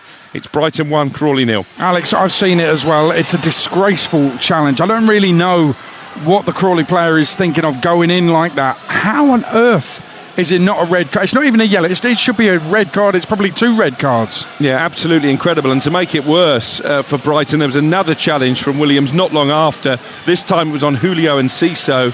Almost as bad. He did get a yellow card for that one. He was screaming in the face of Enciso as he was down injured. So Jay Williams, it just feels like one of those nights where maybe he's trying to make a name for himself. Ridiculous. Alex, thank you very much. Wow, Stoke are absolutely hammering Middlesbrough away in the cup. 4-0 now. Lewis Kumas and Milliam Manhoff have scored a couple of goals inside 5 minutes, adding to Ryan Myers' second, which was added on to Emre Tezgal's opener on 14 minutes. So that was a 7:15 kickoff, so well into the second half there. Middlesbrough 0, Stoke City 4. Let's head to the King Power. Half time there in the cup, Jeff Peters. It's Leicester 1, Tranmere 0. The League Two side have been really well organised, actually. Men behind the ball, frustrating Leicester, but the Foxes improved steadily as the half wore on. They finally broke the deadlock 7 before the break. Jordan Ayew, making his full debut, shifted the ball onto his right foot, 20 yards out, smacked a terrific effort but beyond Joe Murphy. May have got his fingertips to it. The 43-year-old keeper had earlier kept out a long ranger from Ayew and made a really smart stop to deny Oliver Skip. As for Tranmere, counter-attacks might be their best bet for a goal. They showed a few early moments of promise, but have largely been on the back foot. Half-time, Leicester 1, Tranmere 0. Half-time at Ewood Park as well. Talksport's Mickey Gray. It's Blackburn Rovers 1, Blackpool 0. They got the goal on 20 minutes from the penalty spot. It was a foul by Oliver Casey inside of the Blackpool 18-yard box on Sigurdsson. Just about to get his shot away, and Casey just wrapped his leg around him. Sigurdsson went to ground. Stonewall penalty. Max Argay stepped up, slotted the ball coolly into the bottom corner with his right foot. Blackburn have been absolutely in cruise control in the first half. I think the only thing that'll frustrate John Eustace that they haven't got the second goal. Jack Vale in midfield's been absolutely outstanding. He's had 2 or 3 very good opportunities. Blackpool, on the other hand, they're still in it. Richie Keogh will be saying that to his players at half time. Rob Apter has been fantastic for them. He's cutting in from that right hand side with his left foot. 2 or 3 really good opportunities for him, but I just think they've got to get Jake Beasley and Kyle Joseph involved in the game if they're going to get something out of this game. It's Blackburn Rovers 1, Blackpool 0. Half time at Blundell Park as well. Talk Sports, Dave Rowe. Grimsby 1, Sheffield Wednesday 0. That scoreline is completely deserved. In fact, it could be more. Grimsby have been bright, inventive, and they've forced repeated mistakes and giveaways from a very flat Wednesday side. There were early warnings when both Rose and Vernham saw efforts go wide. The goal came on 17 when Vernham sent a corner in from the right, and Cameron McJanet was there to head home, and it may well have been worse for Wednesday. A deep cross was met by Kieran Green, whose header came back off the crossbar. The rebound was teed up for Curry to force a decent save out of Pierce Charles. Very little from Wednesday going forward despite their superior possession. An early shot by Kabatsky was deflected wide. Patterson volleyed over, but they need to improve and may call on reinforcements from the bench. At the break, Grimsby 1, Sheffield Wednesday 0. And half time at the Den. Talksport, Ian Abrams. Millwall 0, Leyton Orient 1. So League One leads Championship thanks to Dan Aggie's goal on 14 minutes. Really well taken after 3 Leyton Orient players involved in the move when Femi Aziz lost the ball on the far touchline. Aggie firing home from just inside the penalty area. Orient good for their lead as well. They haven't won yet this season, but they're on course for it here because Millwall, having managed a shot on target in the first half up against a goalkeeper who I've already seen for myself this season in the Leyton Orient goal can be a little bit dodgy and suspect. He's had nothing to do so far, and Millwall rightly were booed off at half-time. Millwall 0, Leyton Orient 1. Live on Talksport 2 right now. They're coming to the end of the first half. Crystal Palace 1, Norwich 0. And coming towards the end of the first half here at St Andrews as well, Ian Danter. Birmingham City 0, Fulham 2. It was a bright start from the League One outfit, but having bossed the opening exchanges, they conceded twice in 4 minutes to their Premier League opponents. A penalty on 10 minutes after Clara handled Kearney's shot from a very clever Fulham corner routine, their first of the game. Raul Jimenez dispatched the spot kick very comfortably indeed. And then 4 minutes later, the man who was on loan at Birmingham City from Fulham last season, Jay Stansfield, he got the second. A quick free kick caught Birmingham completely flat-footed at the back. Stansfield in behind and curled a shot neatly past Allsop. Very nearly a goal back for Birmingham just before the half. Our Keshi Anderson, who scored at the weekend, thought he'd headed Birmingham back into the contest. A ball whipped in from this near side, the right, but superb defending from Timothy Castagna on the line, covering from fullback to head it off the line with Bender, the goalkeeper, beaten. Approaching half-time, 5 minutes to the break, Birmingham City 0, Fulham 2. It was a terrific header from Anderson and a great goal line clearance. Quick one on the penalty, a lot of controversy about it. Was it a pen or not, do you think?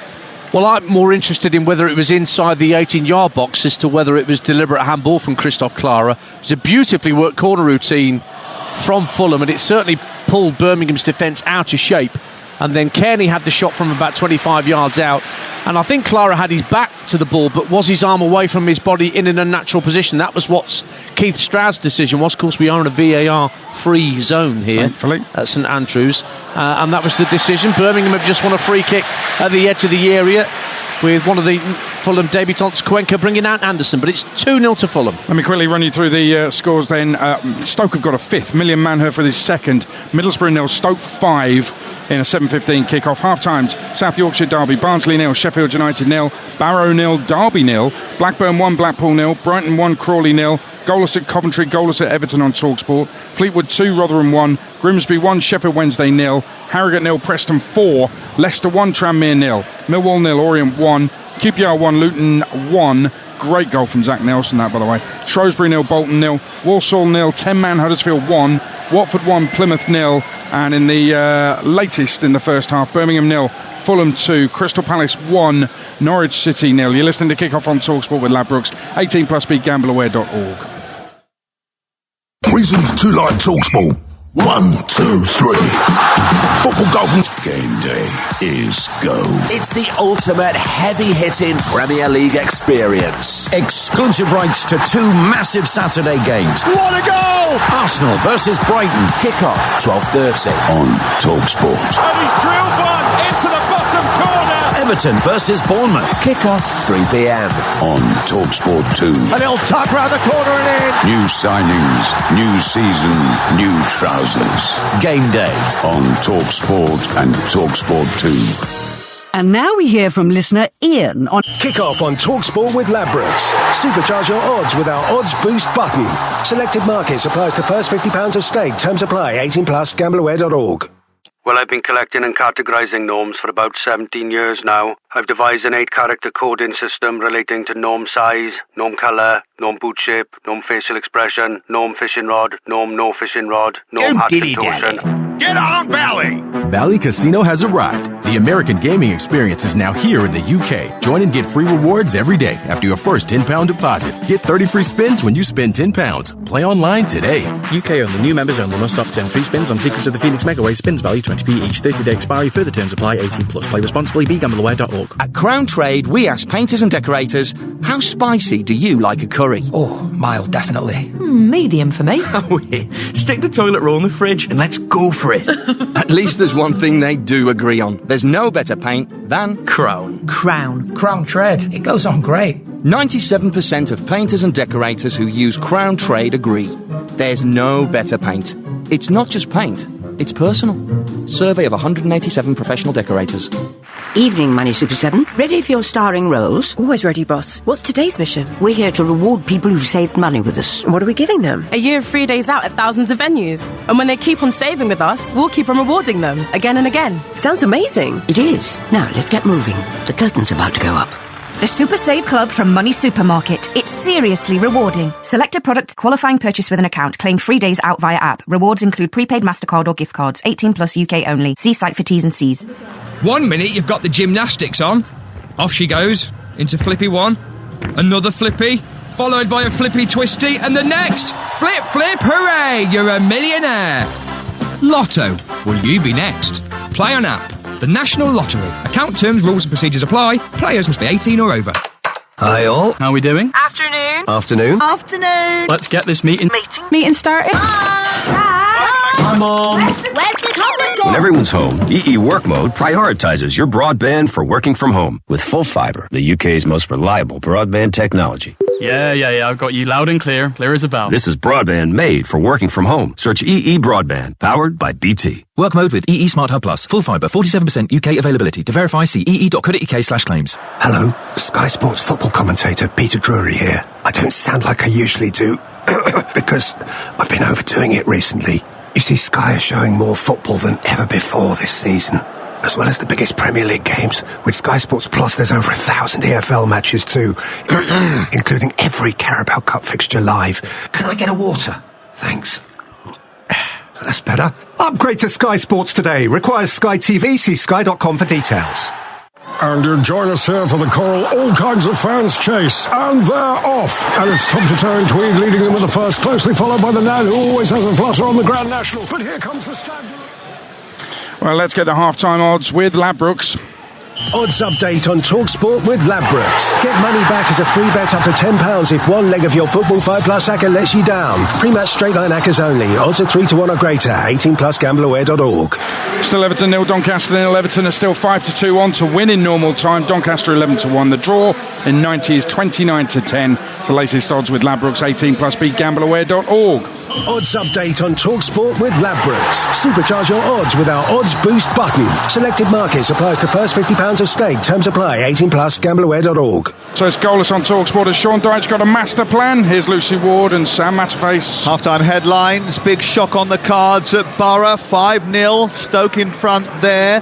Matt O'Reilly stretched off or helped off the pitch after a terrible challenge down at Brighton. Grimsby leading Sheffield Wednesday. Millwall in danger of crashing out. Plymouth losing again. And Lucy Ward, Everton, still haven't scored a goal. They haven't scored a goal since the 19th of May, the final day of last season, in the first half at the Emirates. Yeah, it's certainly a worry. And what happens is that longer you go on and you're not putting your chances away, not that they've had really high quality chances apart from that end one, is that it puts pressure on the defence and it encourages the opposition to come on to you. So now Doncaster are thinking, hang on, we've done all right here defensively, so let's take a few more risks going forward and put pressure on Everton, and all of a sudden then their defence is under pressure. So it's about getting that goal. How they get it doesn't really matter as far as Everton are concerned, but Grant McCann will be really, really pleased with how his Donny side's gone about this first half. Change at half-time. Carl Hurst is on to replace Jordan Gibson at the break, which is a bit of a shame because I really enjoyed Jordan Gibson's performance, but Carl Hurst, I think, coming back from a calf injury, and they want to get him minutes under his belt. It is 0-0 here. I'll go through the 2-11s for you in just a second. Everton have the ball just short of the halfway line. Couple of steps left of the centre circle with Jake O'Brien, the new tall centre half, under pressure from Bailey. He sends it long out to Coleman, a first touch into the path of Lindstrom. They can find well on that occasion, and then Irabunum gets it back to Garner. Out wide to Mikalenko it goes. Everton on the attack down the left. It's Beto chasing into the left corner of the field. He's beaten to it by Oluwu, who manages to get it upfield, but he'll only go to the halfway line. Pickford is the Everton goalkeeper, the right back Coleman, Keane, O'Brien, Mikalenko. They made 6 changes from the weekend. Irabunum and Garner in midfield with Lindstrom on the right, McNeil on the left, and Jai playing as the 10 behind Beto. Ian Lawler is the Doncaster goalkeeper. He's not the regular goalkeeper, that's Teddy Sharman-Lowe's on the bench tonight. Tom Nixon is the right back. Joseph Oluwu, Jay McGrath and Jake Senior, who has been booked, on the back four. Owen Bailey and Patrick Kelly holding in midfield. Zane Westbrook pushing on a little bit further up the pitch. Luke Molyneux on the right. Now Carl Hurst on the left and Ironside through the centre. Half-time at St Andrews, Ian Danter. Birmingham City 0, Fulham 2. 11 changes for Fulham, but they had breathing space at the break thanks to 2 goals in 4 minutes. A penalty scored by Jimenez on 10 minutes after handball, and then Jay Stansfield scoring against the club he was on loan with last year just before the quarter-hour mark. Right on half-time, Willemsen crashed a free kick off the bar for Birmingham as they tried to get back into the tie. Birmingham 0, Fulham 2. 3 minutes played second half here. Everton 0, Doncaster Rovers 0. The sun has gone down now, black sky above our heads, bright floodlights piercing the evening. Ian Woan standing on the touchline, and there, I think it's fair to say that Sean Dyche has tried to change things up. He has switched. He has. He switched. Sorry, Sam. He switched McNeil into the middle and Jai on that left-hand side. He was moving into wide areas, but just probably trying to get him on the ball in an area where he probably has a little bit more space. Yeah, well, he's interesting because McNeil, a lot of the Everton fans are talking about him at the weekend, saying, you know, that when he comes infield, that is a problem for him because he is very one-footed, is Dwight McNeil.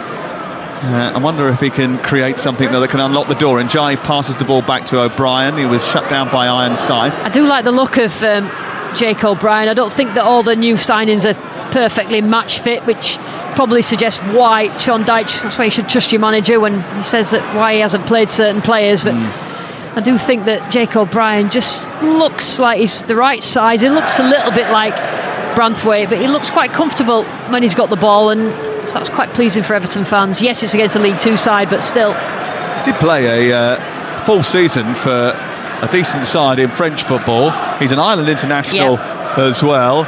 I expect to come up against England in 10 days' time. I can see him actually playing on the right and Branthwaite on the left, depending on how fit Tarkowski is. But, you know, that's options for Everton, but that isn't where they've got the problem on the pitch. The problem is at the other end.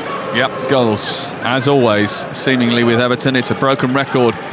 There's not enough of them in the building. Ball back with Ian Lawler away to our left-hand side. Everton have not lost to Doncaster since 1953. They've never won here, Donny.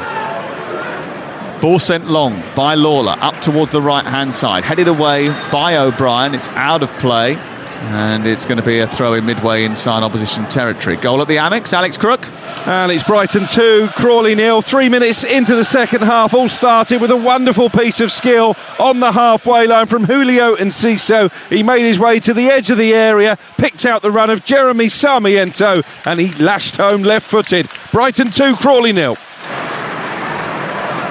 Julio Enciso was really good on Saturday, actually, when we were down at the Amex Stadium watching Brighton beat Manchester United. Different opposition tonight, but it looks like it's going to be the same result for a Brighton team that has started the season well, and they are the subject of our game day offering early on Saturday. We'll be live at the Emirates Stadium. Arsenal against Brighton is live and only on Talksport. Kicks off at 12:30. Reshmin and I and the returning Stuart Pearce on air from 11 o'clock. He rang me the other day, Stuart Pearce, to tell me all about his holiday. I did say to him, I am in the middle of an advert break, can I get back to you later? And he went, yeah, OK, no problem, and then kept chatting for another 3 minutes. I went, I've really got to go, Stu. Been a goal at Grimsby. Dave Rowe. It's the equaliser. Grimsby 1, Sheffield Wednesday 1. EK Ogbel has got it. Sheffield Wednesday have really raised their game since the half-time interval, made a couple of changes. One of them, Valentin, got free down the right-hand side, pulled it into the area, and Ogbel there with the finish. Grimsby 1, Sheffield Wednesday 1. Truth is, he was asking me about the gig I went to on Sunday. Was it rock? That's what he was interested in. Yeah, well, yeah. It was Blossoms in Halo. Oh, yeah, OK. Shed 7, bit of indie music. I like Shed 7. They're from York. Here is McNeil over on the right-hand side, tucking the ball back to the halfway line. Irabunum takes it on now, a couple of yards in front of the centre circle. McNeil tries to turn, under pressure from Westbrook, but manages to feed Lindstrom. Lindstrom gets into the penalty area, dips his shoulder to go one way, then sets it back for Irabunum! He drives the ball low and hard. I think it took a flick maybe off McNeil on the way through. Either way, Everton have scored, but it started with Lindstrom on the right, decided to release the ball early to the edge of the penalty area. Irabunum smashed it from the edge of the area. He's been credited with the goal. McNeil tried to nick it with a celebration, I think.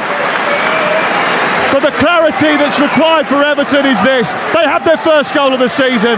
They are 1-0 up against Doncaster.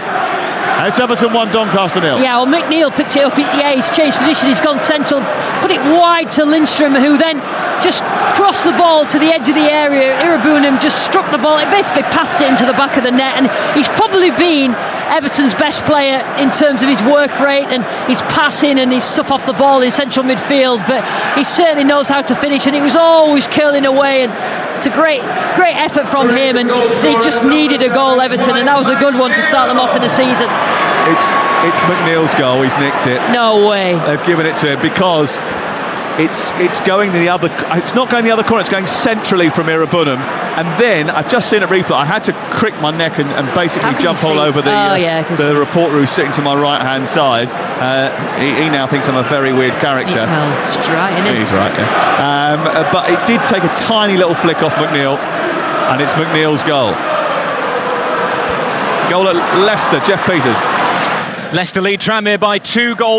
Steffi Mavadidi with a penalty after Ricardo had gone down in the box under a challenge from Jennings. Looked soft on the first view. Leicester 2, Tranmere 0. And a goal for Dave Rowe at Blundell Park. Grimsby 1, Sheffield Wednesday 2. What a turnaround. 2 goals in 2 minutes. Jamal Lowe has put Sheffield Wednesday in front. Sweeping move. Johnson down the left-hand side, playing it centrally to Ogbo. He turn provider, and Jamal Lowe off the bench to score, lifting it over the keeper. It may have got a touch. It's still bounced in. Grimsby 1, Sheffield Wednesday 2. Iliman Njai jinks down the left hand side, he's offside again. I tell you what, the vibe it's amazing what goals can do, and it just could changes the momentum of games. But this place has just come alive with relief, really, and all of a sudden the players are moving it with ease and they look a little bit more confident. It's madness how that works with teams. Barnsley lead against Sheffield United by 1-0. Barnsley 9th in League One, looking for their first home league win of the season. Sheffield United unbeaten up until this point. They're 1-0 down away from home at Oakwell. We've got a pause in play here because of an injury away to our right hand side. Senior's just getting a little bit of treatment on the edge of the 6-yard box. Stoke still leading Middlesbrough by 5-0 with 3 minutes to go at the Riverside. Blackburn lead Blackpool by 1-0. Brighton 2-0 up against Crawley. Fleetwood 2-1 up against Rotherham. Rotherham took the lead in that game. Grimsby now 2-1 behind against Sheffield Wednesday at home. Harrogate 4-0 down to Preston. Leicester 2 up. Millwall 1-0 down against Leyton Orient. QPR 1, Luton 1. Shrewsbury behind against Bolton. Huddersfield down to 10 players. They had Matty Pearson sent off in the first half. They are 2-0 up away from home at the Bescott Stadium. Watford lead Plymouth by 1-0. Birmingham 0, Fulham 2, and Crystal Palace 1, Norwich 0 at half time. So the Everton fans are singing, "We've scored a goal, we've scored a goal." That's a little bit of irony there. Well, this place has seen top flight titles in the last 40 years. It's a club that seemingly, though, ever since entering the 90s, really, has been perennial strugglers, apart from the odd flash under Martinez when they went into Europe and did well and probably should have done even better. Apart from a brief rally under David Moyes, where they got into the Champions League places and didn't actually get into the Champions League itself. It's been a really difficult few decades for this football club, but the last one has been in particularly harsh for the supporters. And there is that sort of sense now of sort of rather dark humour that surrounds the place. Yeah, I think that the fans are looking forward to getting into the new stadium that looks absolutely incredible, by the way, but just want to enjoy this last season at Goodison and not fret about relegation and look at what they're watching on the pitch and enjoy that. Jamie Sterry is on for Doncaster to replace Tom Nixon, who has picked up an injury. So a second substitution for the away side, who trail now by 1-0. They do score a lot of goals, Doncaster, and that will be a warning to Everton. They're more prolific than them.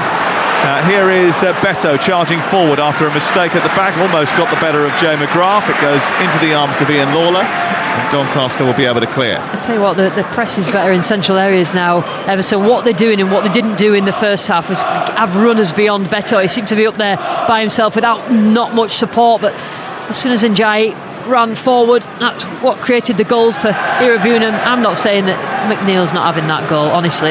You're ruling it out? Yeah. You're taking it upon yourself to be the dubious goals panel. Well, Talksport is the home of football. Correct. So.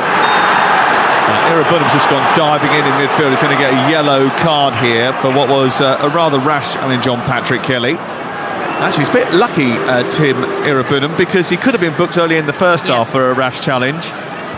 Yeah, he plays on the edge. I quite like that, Irabunam, and he didn't really have a particularly a good game against Spurs, but he's come out tonight thinking, right, well, I can't dwell on that, and he's actually been really, and he probably deserves that goal, doesn't get it, but need to be careful with his challenges. That does show character, though, doesn't it? Absolutely. He could have been, he could have found himself in a spot of bother. I mean, Unai Emery really liked him at Villa, wanted him to be in the team, and recognise those sort of qualities that Sean Dyche will really get the most out of in terms of the way that he wants his central midfield to work. Stereo's just tugged back Mikalenko rather needlessly, giving away a free kick on the edge of the penalty area after the first Doncaster free kick, which was taken from halfway. It was wasted, really. Sent long by Pickford, headed away by Oluwu on the edge of his own penalty area. Irabunam wins it again. Mikalenko out to the near side, taken by Njai, and then back to O'Brien, and then it's all the way back to Michael Keane away to our right hand side. We nearly hit the hour mark on Talksport. Tomorrow night, West Ham take on Bournemouth in the Carabao Cup second round, 8 o'clock on Talksport 2, Nottingham Forest against Newcastle United. Ball forward to Beto from Mikalenko in midfield. He plays the ball out towards the right, ran into traffic rather than finding a gap. And now Ironside is being wrestled to the floor by Michael Keane, and it's the Doncaster fans that are on their feet. They quickly take the free kick. Luke Molineux scampers down the right side, cuts in on his left foot, gets away from Irabunam. It's picked up and sent wide by Patrick Kelly, but he couldn't quite find the pass that was required out towards Senior on the left-hand side. And now Everton taking advantage. Beto goes forward. McGrath with a good challenge. He sends it long. Molineux chasing to the other corner. It's a little bit chaotic and frantic all of a sudden, end-to-end. And a little bit stretched out there, but Everton have just about survived that. And they'll go out for a goal kick away to our right-hand side. 1-0. Both teams are just being direct, get the ball and just send it long. And it just means there's been absolutely no respite for either defence. Beto's had the ball a couple of times. He just chose the wrong option, and I sort of agree with what he's trying to do. He just thinks that he's worked so hard that he wants a chance by himself. But sometimes you've just got to lay the ball out wide, especially when you've got the support in the second half. And a couple of times now, Doncaster have got up the pitch, and they're not out of it. Not yet, that is for sure. And things can change very quickly on Carabao Cup second round night. Anyone who's kept abreast of these games over the last few seasons, since it went to a 90-minute match followed by penalties, knows that things change very quickly. You could be dominating a match for the whole of it, all of a sudden, because you haven't capitalised and got further ahead than the 1-0, last-minute goal changes everything, go out on penalties. It happens. Absolutely. Everton just need to be thorough. Doncaster have absolutely nothing to lose. They made a couple of changes, and see whether that's positive or not. Here they come down the left-hand side. Carl Hurst trying to get into the penalty area. Coleman trying to hold him off, uses his body to do so. Hurst and he in a tussle, which eventually goes the Everton captain's way, and a free kick is given inside the penalty area away to our right-hand side. In the Champions League tonight, by the way, teams looking to try and join the likes of Manchester City, Arsenal, Liverpool, Villa and Celtic in the new-look Champions League group stages. Galatasaray 3-2 down against Young Boys from the first leg, 0-0 in that game. Salzburg 1, Dynamo Kiev 1, but Salzburg are 2-0 up from the first leg. Pep Linders has made a great start to life as a solo manager. 6 wins in 7 in Austrian football, and they are level pegging at this moment in time with Dynamo Kiev. 0-0 Sparta Prague against Malmo. Sparta Prague 2-0 up from the first leg. They reached the last 16 of the Europa League last season, and they'll hope to get into the Champions League this campaign. The Champions League upcoming on Talksport in the next couple of weeks. We've got the draw, I think, later in the week as well. Thursday, I think that is. This game's become a little bit wild, a little bit basketball-like, but without the finesse and skill. Now here is McNeil on halfway, takes it out the sky well, turns and drifts into a central area. Back it goes to Coleman, far side, and then Garner has made a good run from midfield, and he goes down the right. There's a bit of space for him. Right-footed ball towards the far corner, and it's just narrowly wide. Claims that it might have got a touch on the way through and waved away. Should have been a corner, I think. 2 changes about to take place. George Broadbent about to come on. Joe Spara as well coming on. He was signed on a free transfer from Solihull Moors. Scored 4 goals in the National League last season, including a belter in the playoffs. He got 2 goals in the playoffs, actually. And he's about to come on and replace Zane Westbrook. And the other change is going to be Patrick Kelly who comes off. George Broadbent. So a couple of changes in midfield. And the Donny fans singing for Billy Sharp. Quite interesting whether that happens or not. Billy Sharp. Need a goal. Yes, he's very much still on the payroll. Is Billy Sharp. He started the game at the weekend against Morecambe. Played 63 minutes in that match in Doncaster. Better with the flick on as Pickford clears upfield. No one's to get on the end of that. And it's cleared away by Doncaster. Spara, first touch by him. Tell you what, McGrath, left centre-back for Doncaster's looked well through it, really well. Hollowoo as well, next to centre-back partnership. Quite a lot of the time they've been left quite exposed and having to look after runners and Beto, and they've dealt very well. Albeit a lot of Everton's play at times has been in front of the Doncaster defence, which makes it a little bit more predictable to defend against. Got a bit of a problem with centre-backs because Michael Wood is injured, but looks like they've solved them pretty easily. Here is Njai, fed by Irabunam again, who's done well.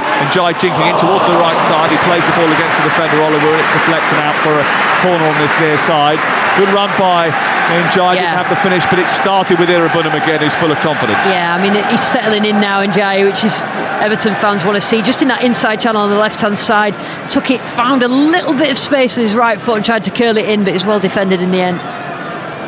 Here is the corner on this near side. Lindstrom takes it short. Njai gets it, gives it back to Lindstrom. Hits it a little bit, but the cross is dug out brilliantly. Through the 6-yard area it goes. And claim from Ian Lawler that it went out and came back in again, but the linesman on the far side didn't flag for that. That's a great little ball. He had to stretch for it as well, Lindstrom. It's actually been the best ball he's put in the box all night, which is not saying much. I think it was with his wrong foot, and he wasn't anticipating it, which meant he didn't really have a chance to think about it. I think he's had a lot of time to think about a lot of things, Lindstrom, tonight, including the fact that he's probably not 100% match fit, and this is going to be tough to sort of find your feet at Everton. It's tough to find your feet when they're not on solid ground in the first place. So Brian looks a little bit more used to the pace of the game already. He looks like he will be able to settle in. Here is Njai, who's got the better of Senior. Sends a cross into the box. Beto is there, and he's narrowly wide with his header. Should have scored. He should have scored. I tell you what, Njai all of a sudden looks like he's enjoying this, and the crowd are responding, and he's the type of player, little bit of game craft, 1v1, very, very good, and he responds to that sort of the crowd noise. He wants to excite the crowd, but Beto needs to put that in the back of the net, my word. Jack Harrison. Lindstrom is off now, going to be replaced by Jack Harrison, and Idrissa Gana Gay's coming on too, so is Ashley Young. James Garner being preserved, I think, so Gana Gay comes on for him. He was the man who got the last Everton goal before that strike from McNeil. And it does look as if we're going to see Seamus Coleman coming off to be replaced by Ashley Young. Ashley Young, who was very good for Talksport in the European Championships. Number 23, team captain Seamus Coleman, his replacement, number 18, Ashley Young. It's a standing ovation, Seamus Coleman.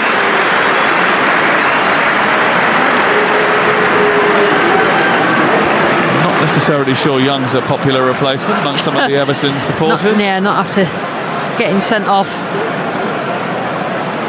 Well, it's still only 1-0.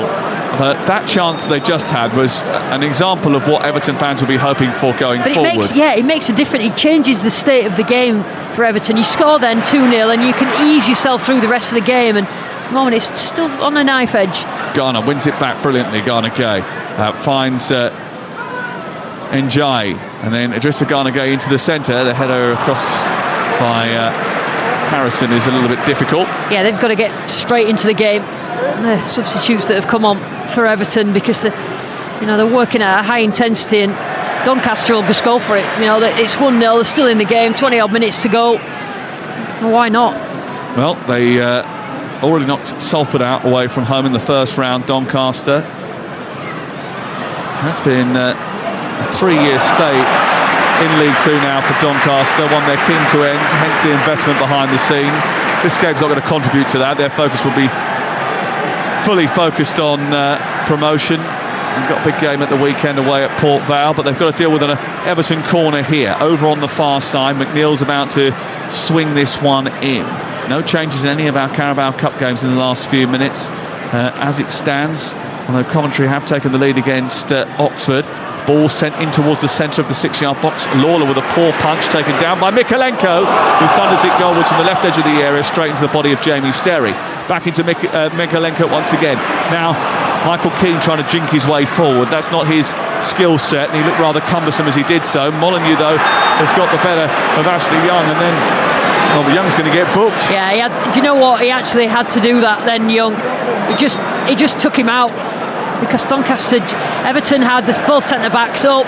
Young was at the back when the set piece was being taken, and then Doncaster were just throwing players forward really quickly, and it just means that Everton can get back, and that's exactly why and how you take a yellow card. Well, there's still 20 minutes to go, so he's got to make sure he now doesn't get another one, because he doesn't want to be that Everton player that gets 2 red cards in 2 games. Ball sent long down the right-hand side, flicked into the air for Doncaster by Ironside towards the edge of the area, flicked back by Keane into the arms of his goalkeeper Pickford. And Everton really just need to make sure that they get over this hurdle now. They've got big games coming up. Although they haven't got the most trickiest of starts, it's not the easiest of starts either. They've played Brighton, they played Tottenham, they played Bournemouth here at the weekend, and Bournemouth are a very good, well-organised, high-energy side. Then they've got trips to Villa and then to Leicester before they welcome Palace at the end of September. They've given the ball away cheaply here, and here on the edge of the area, it's come back and it's shot goalwards brilliantly. Should have scored. And it should have been finished off as well by Joe Sparrow, who got the ball back on the edge of the penalty area, right-footed, opened his body, sent it down low, and it was saved by Jordan Pickford. I'll tell you what, the game's just become open, which is helping Doncaster, but it's certainly not helping Everton, because Doncaster are getting themselves up the pitch. Mistake by Ashley Young, which is not welcomed. It goes out of play on the far side. Was there an offside flag? I think either way. It might have been, it's going to be an offside decision against Hurst over on the far touchline. They got a little bit fortunate there, because Young had given the ball away really cheaply. See what Sparrow did really well. He connected well with Ironside, and then really easy for Jordan Pickford in terms of the save. That is some testament to the Everton support, by the way, isn't it? Yep. 37,245 here tonight for a Carabao Cup tie against Doncaster midweek. And he's throwing it down. Throwing it down on a Tuesday night. Goal at Blundell Park, Dave Rowe. Grimsby 1, Sheffield Wednesday 3. This should be Wednesday through now to round 3. Callum Patterson has got the goal. Brilliant build-up play down the left-hand side. The back heel by Kabatsky, which sent Marvin Johnson free. His ball across the penalty area and turned in by Patterson. Grimsby 1, Sheffield Wednesday 3. Walsall have got an equaliser against 10-man Huddersfield. They've come from 2 down. It's 2-2 now at the Bescott Stadium. Here, 72 minutes gone, and it's 1-0 to Everton. And Young, who is not making himself popular. He's not made good decisions. I understand why he went for that challenge, ended up with a yellow card, but he's just given the ball. He just knocked the ball long down the pitch, but there was nobody there. Harrison wasn't there, and then they've given the ball away to Doncaster in the last sort of few minutes, and it's just given them that impetus to get themselves forward.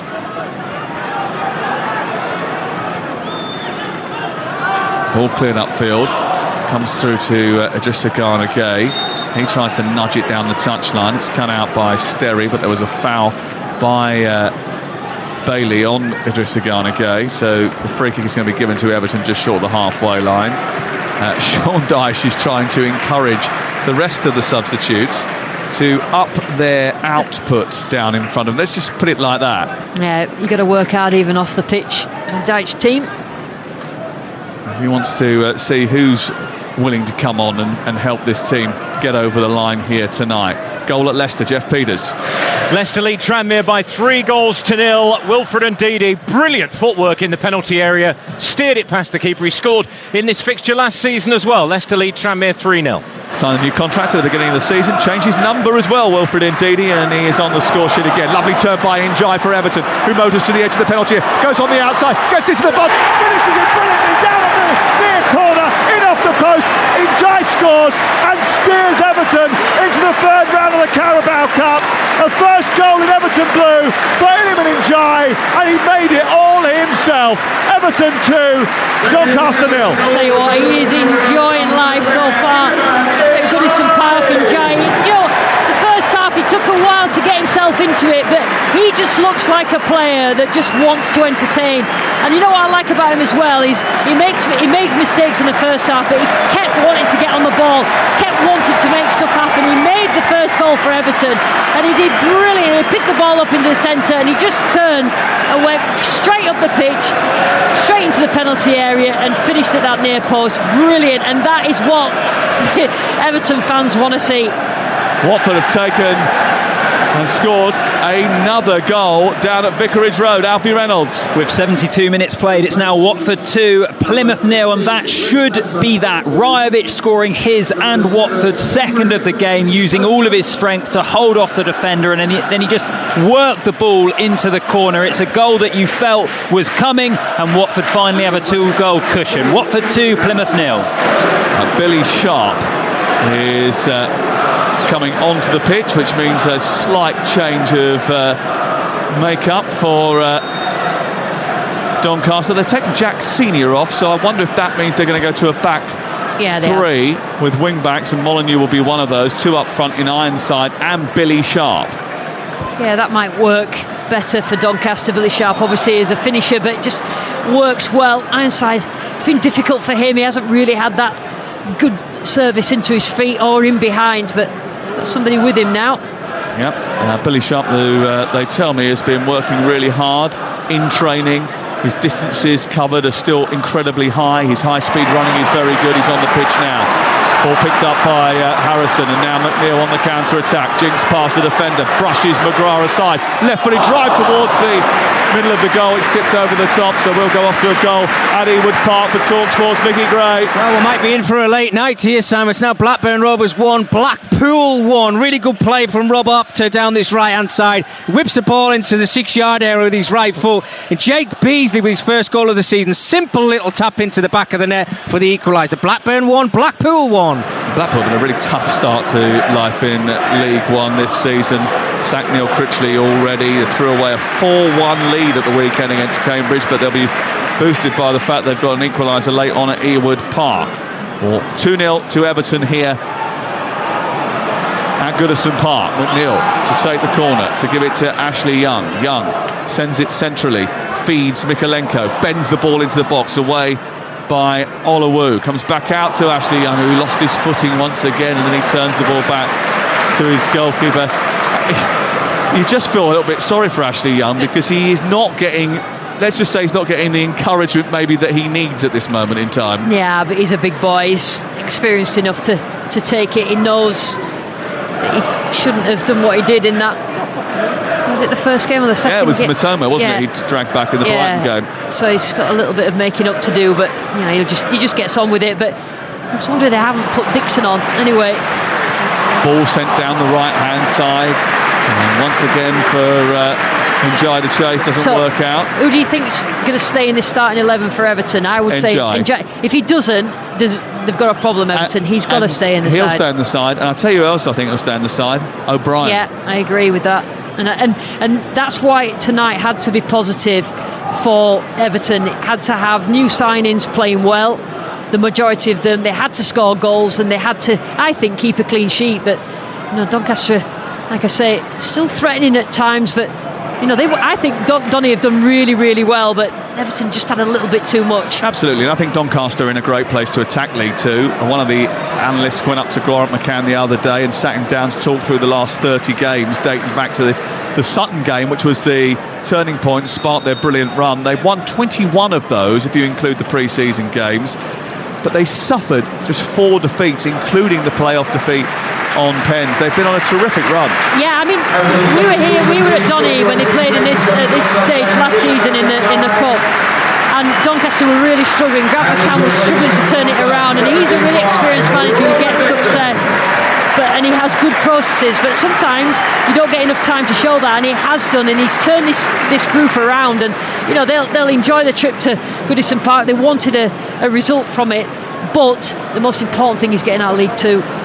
Yeah, change, and Ashley Young will be taken out of his right back position and moved further up the park, because it's an introduction to life at Goodison Park for Roman Dixon, who made his senior debut on Saturday. He's replaced Iliman Njai. It was tough circumstances. He certainly didn't disgrace himself. Got some defending to do here, though, as the ball breaks towards the left-hand side. An Ironside breaks it to Michael Keane, tries to steer across into the centre.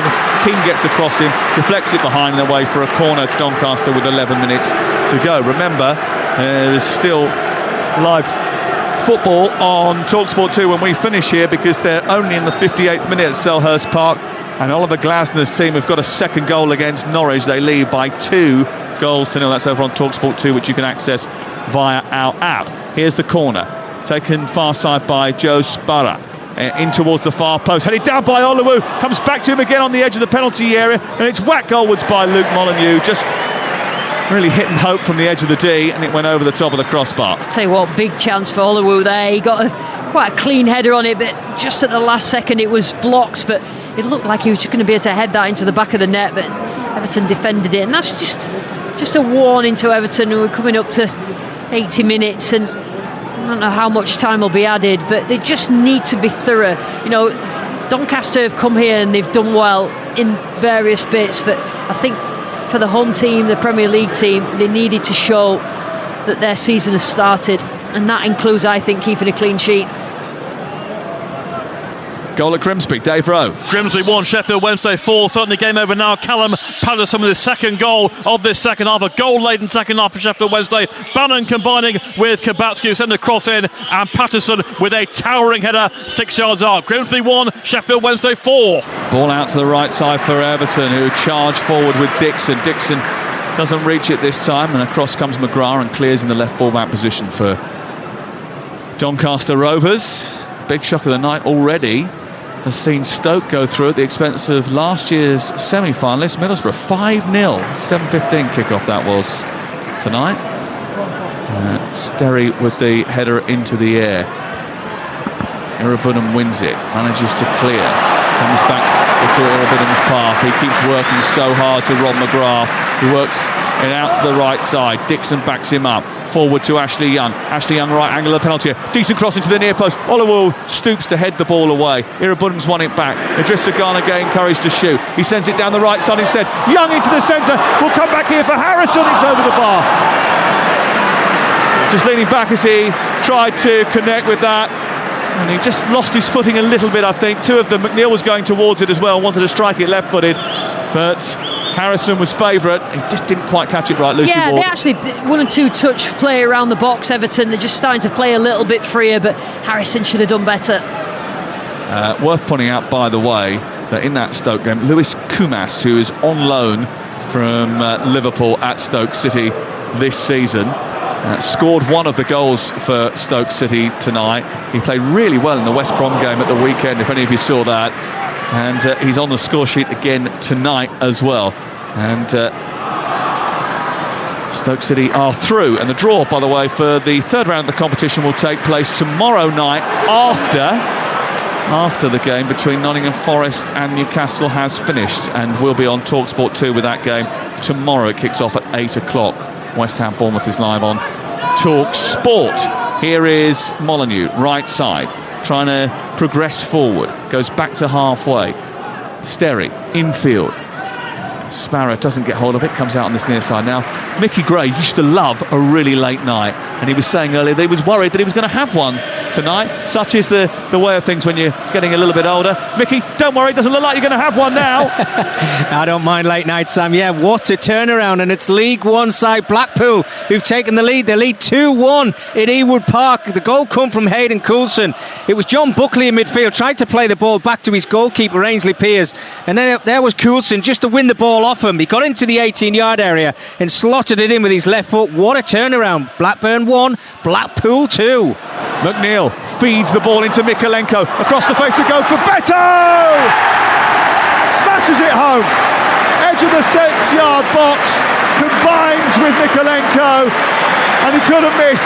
Right-footed, Lawler got a hand to it, but it was too powerful to keep it out, and Everton's victory is complete, 3-0. I'll tell you what, I'm really pleased for Beto, because he works so hard, but he just doesn't seem that confident in front of goals. More so that as soon as the ball came into the middle, when normally you would see a number 9 just hit it first time, he took a touch, but he managed to get his second touch and smash it into the back of the net. Good work by Mikalenko, but good for Beto that he managed to get his goals. It's so important that these number 9 score goals. 3 for Everton, 1 for Beto, 1 for Njai, 1 for McNeil. And when you look at Everton's goal threats, that's probably where they're going to come from over the course of this season. It's good work again, McNeil involved, feeding the ball down the left channel into Mikalenko, went centrally to Beto. He sort of tried to control it, didn't he? Yeah, with his, just making with his sure, right foot. Sam, he's making sure, because he's not entirely confident, because he's missed a few and he's not quite scored. But I tell you what, Dwight McNeil being moved into the centre makes a difference, because he's receiving... when you play in that 10 position, you've got to arrive in the space rather than stand in it, and that's what he does. He arrives in the space, and then he's just got a bit of gamecraft to pick out individuals, and he's done it again. That will certainly please Everton's manager Sean Dyche, and it does just lift the place a little bit, gives a bit more confidence to those players out on the pitch. They were certainly lacking that in the first half, and they've got a little bit more of it now. They're going to bring on another young player who came off the bench at the weekend, Harrison Armstrong, the 17-year-old who made his senior debut at Tottenham Hotspur. He's off the bench again to come on for the final few minutes of this game, and it was spoke about in that game, in the press conference after the game on Saturday, and Sean Dyche was saying, I just wanted to have him around the place and experience what it was like, and travel with the team and be a part of the first team action. The man he's replacing has certainly put a shift in tonight, played very well. Tim Irabunam, it was his shot deflected in off of Dwight McNeil, which changed the nature of the game. Yeah, I think he's been Everton's best player, Irabunam. I think he struggled at the weekend, but I think he's responded tonight, and he's just got that sort of physicality, so he can get around the pitch and he can close down. But when he wins possession and when he's in possession, he passes the ball very well, and he gets himself right onto the edge of the area, so it's a great performance from him. Good midfield player. He'll be an asset to Everton, and may well end up being a bit of a snip at £9 million. Yes, absolutely. Villa fans certainly know all about him, and just sort of pushed out of the squad and just not quite there at that stage for Villa, but I certainly see him being quality for Everton. Everton 3, Doncaster Rovers 0. After a really good first half from Doncaster Rovers, the quality eventually has told, as you would expect it to do with Everton, who have had their issues, their injury problems would have robbed them of key figures. They've had to almost test out the fitness of James Garner and Seamus Coleman tonight. They've done that. They've got an hour into their legs, which will be good ahead of the weekend. They welcome Bournemouth here, Palace at the end of September, in between trips to Villa and Leicester. And they need to get a few points from that run after what has been a difficult start in the Premier League, but they have goals here tonight which will give them a boost. There's certainly been goals at the Amex Stadium. Here's Alex Crook. It has indeed. Brighton 3, Crawley 0. Fabian Hertzler's 100% start to life in English football will continue here. The latest goal came from a corner on the right-hand side, and there was the captain for the night, Adam Webster, to nod home from 6 yards. Brighton 3, Crawley 0. Ball over on the far side, where it's collected by Ashley Young, and then it's fed by Idrissa Gana Gay into Mikalenko, and then back to Harrison trying to steer it centrally. I'll tell you what though, Sam, Sorry to interrupt, but a word on Doncaster. I think the first half, I think they were really well organised, and it's just probably the sheer sort of physicality, the way that Everton moved the ball better in the second half, that's just overpowered Donny. But they've certainly got some good young players. Yeah, they certainly have, and he's done well with the squad. He was telling me actually that he sometimes, it's going to be difficult for him to make a selection, because he's got enough good players now that he has to make a call, especially on a night like tonight where you've got 9 substitutes. You could name 9 on the bench. He's going to fill that bench every single week without a shadow of a doubt. It's less in the EFL obviously, but he's going to have to leave players behind because there's such competitions for places. Yeah, I mean, he's built a really, really good squad. Doncaster, you can see in every position this sort of spark. I mean, a Premier League team is a little bit too much, but they're certainly showing a lot of confidence, and a team that looks like they're used to winning. One by Armstrong in midfield, trying to feed McNeil, and it works its way out towards the near side. Doncaster trying to power their way through. O'Brien just holds off Bailey, gives us an opportunity to go back to the Amex. Was another goal for Alex Crook. Well, they won 5-0 when these two last met competitively back in 1992. It's now Brighton 4, Crawley 0, and it's the substitute Marco Mani who won the ball on the edge of the penalty area, and he's side-footed home right-footed. Brighton 4, Crawley 0. Is that Brighton hospitality repeating on you there, Crook? Comment. Probably best fella. Here is Sterry from the free kick, bending the ball to the far post. Header loop towards goal by I think it was Bailey who came in at the far post, and it went over the top of the crossbar only just, and goes out for a goal kick away to our right hand side. I tell you what, the Doncaster fans have enjoyed themselves on the far side of the stadium. They certainly enjoyed the first half where they thought their team had done really, really well, but now they've lost the game, that just enjoying and just baiting the Everton fans at that end a bit. I think they think they're probably going to be in for a good season, and wish them all the best. Barnsley about to beat Sheffield United unless there's a late goal at Oakwell. Barrow Derby could be going to penalties. Blackburn could be going out to Blackpool at this moment in time. Brighton knocking out Crawley. Here, Everton going through. McNeil trying to shoot from distance is way over the top of the crossbar. Coventry about to beat Oxford. Fleetwood have come from behind. They're going to knock out Rotherham. Sheffield Wednesday have come from behind as well. They're going to win against Grimsby. Preston have thrashed Harrogate away from home. Leicester have beaten Tranmere well.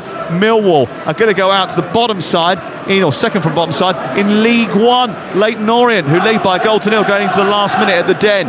Queen's Park Rangers Luton is going to penalties at this moment in time. Shrewsbury being beaten by Bolton by 2-0. Walsall came from 2-0 down to beat 10-man Huddersfield by 3-2. Watford 2-0 up against Wayne Rooney's Plymouth. And Crystal Palace 3-0 up now against Norwich City at Selhurst Park. Another goal for Oliver Glasner's team. Kamada, Mateta, and Mateta again on the score sheet at Selhurst Park over on Talksport 2. If you want to listen to the conclusion of that game, just download our app, flick between the two stations. Salzburg going through in the playoffs for the Champions League. Young boys look like they're joining them, and Sparta Prague too. We'll round it all up with Adrian Durham after the conclusion of the game here. We're into stoppage time at Goodison Park, and there are 3 minutes added and only 2 left to play. McNeil's given the ball away cheaply, and it's been picked up by Billy Sharp, who charges towards goal, brushes past Keane, sends it wide to Ironside. Ironside censors the ball, doesn't reach. The target of Billy Sharp is kicked away by Jake O'Brien, whose positioning was very good, and it's cleared away by Everton, and they may well keep a clean sheet. Yeah, I mean, the chances are few and far between for Doncaster. Not really had the quality to finish them. I think Everton, as usual, certainly mostly at the end of last season, defend quite well. Haven't started off that way this season, but I think they've been quite comfortable. O'Brien is certainly impressed as left centre-back. Molyneux tussling with Mikalenko. Harrison wins it back.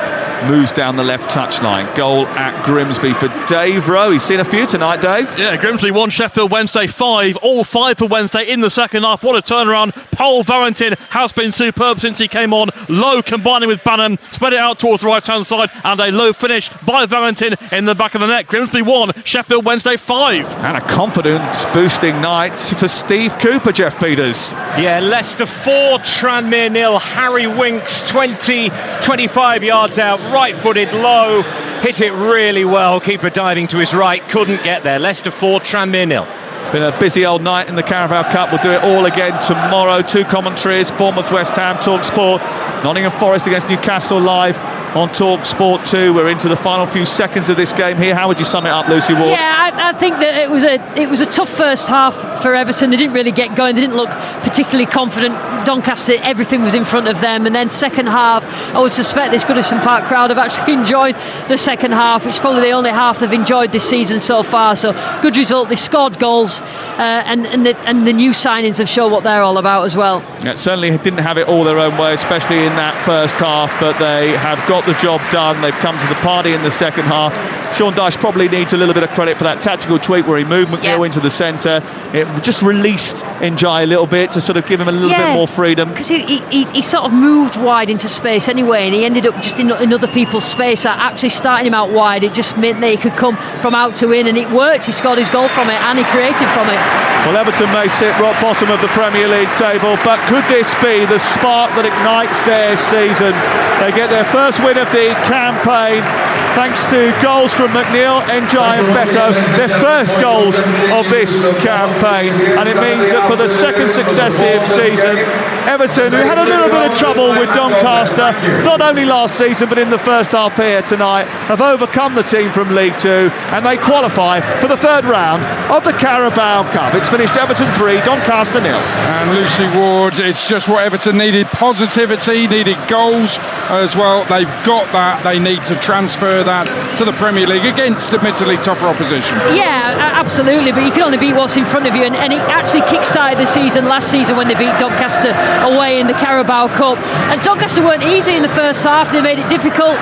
You know, they were under no pressure whatsoever. Donny coming here, but I think Everton, Dwight McNeil moving into the middle just released Njai to sort of float in the right areas, and I think that he looks a player. Jake O'Brien looks a player. So lots and lots of positives, which the Everton fans wanted to see tonight, had to be positive for them. Half-time was positive, full-time was positive. What about Doncaster? A word on them? You know what? I thought they did really well. I think they've got some good young players. You know, the wide players, Gibson and Molyneux in the first half caused problems. I think defensively they look good, and then they've got Billy Sharp to bring on. Absolute no disgrace whatsoever. I think they just were a little bit overpowered by a Premier League team in the end. Lucy, for the time being, thanks very much. Crawley already 4 down at Brighton, and down to 10 men. Jack Rolls has been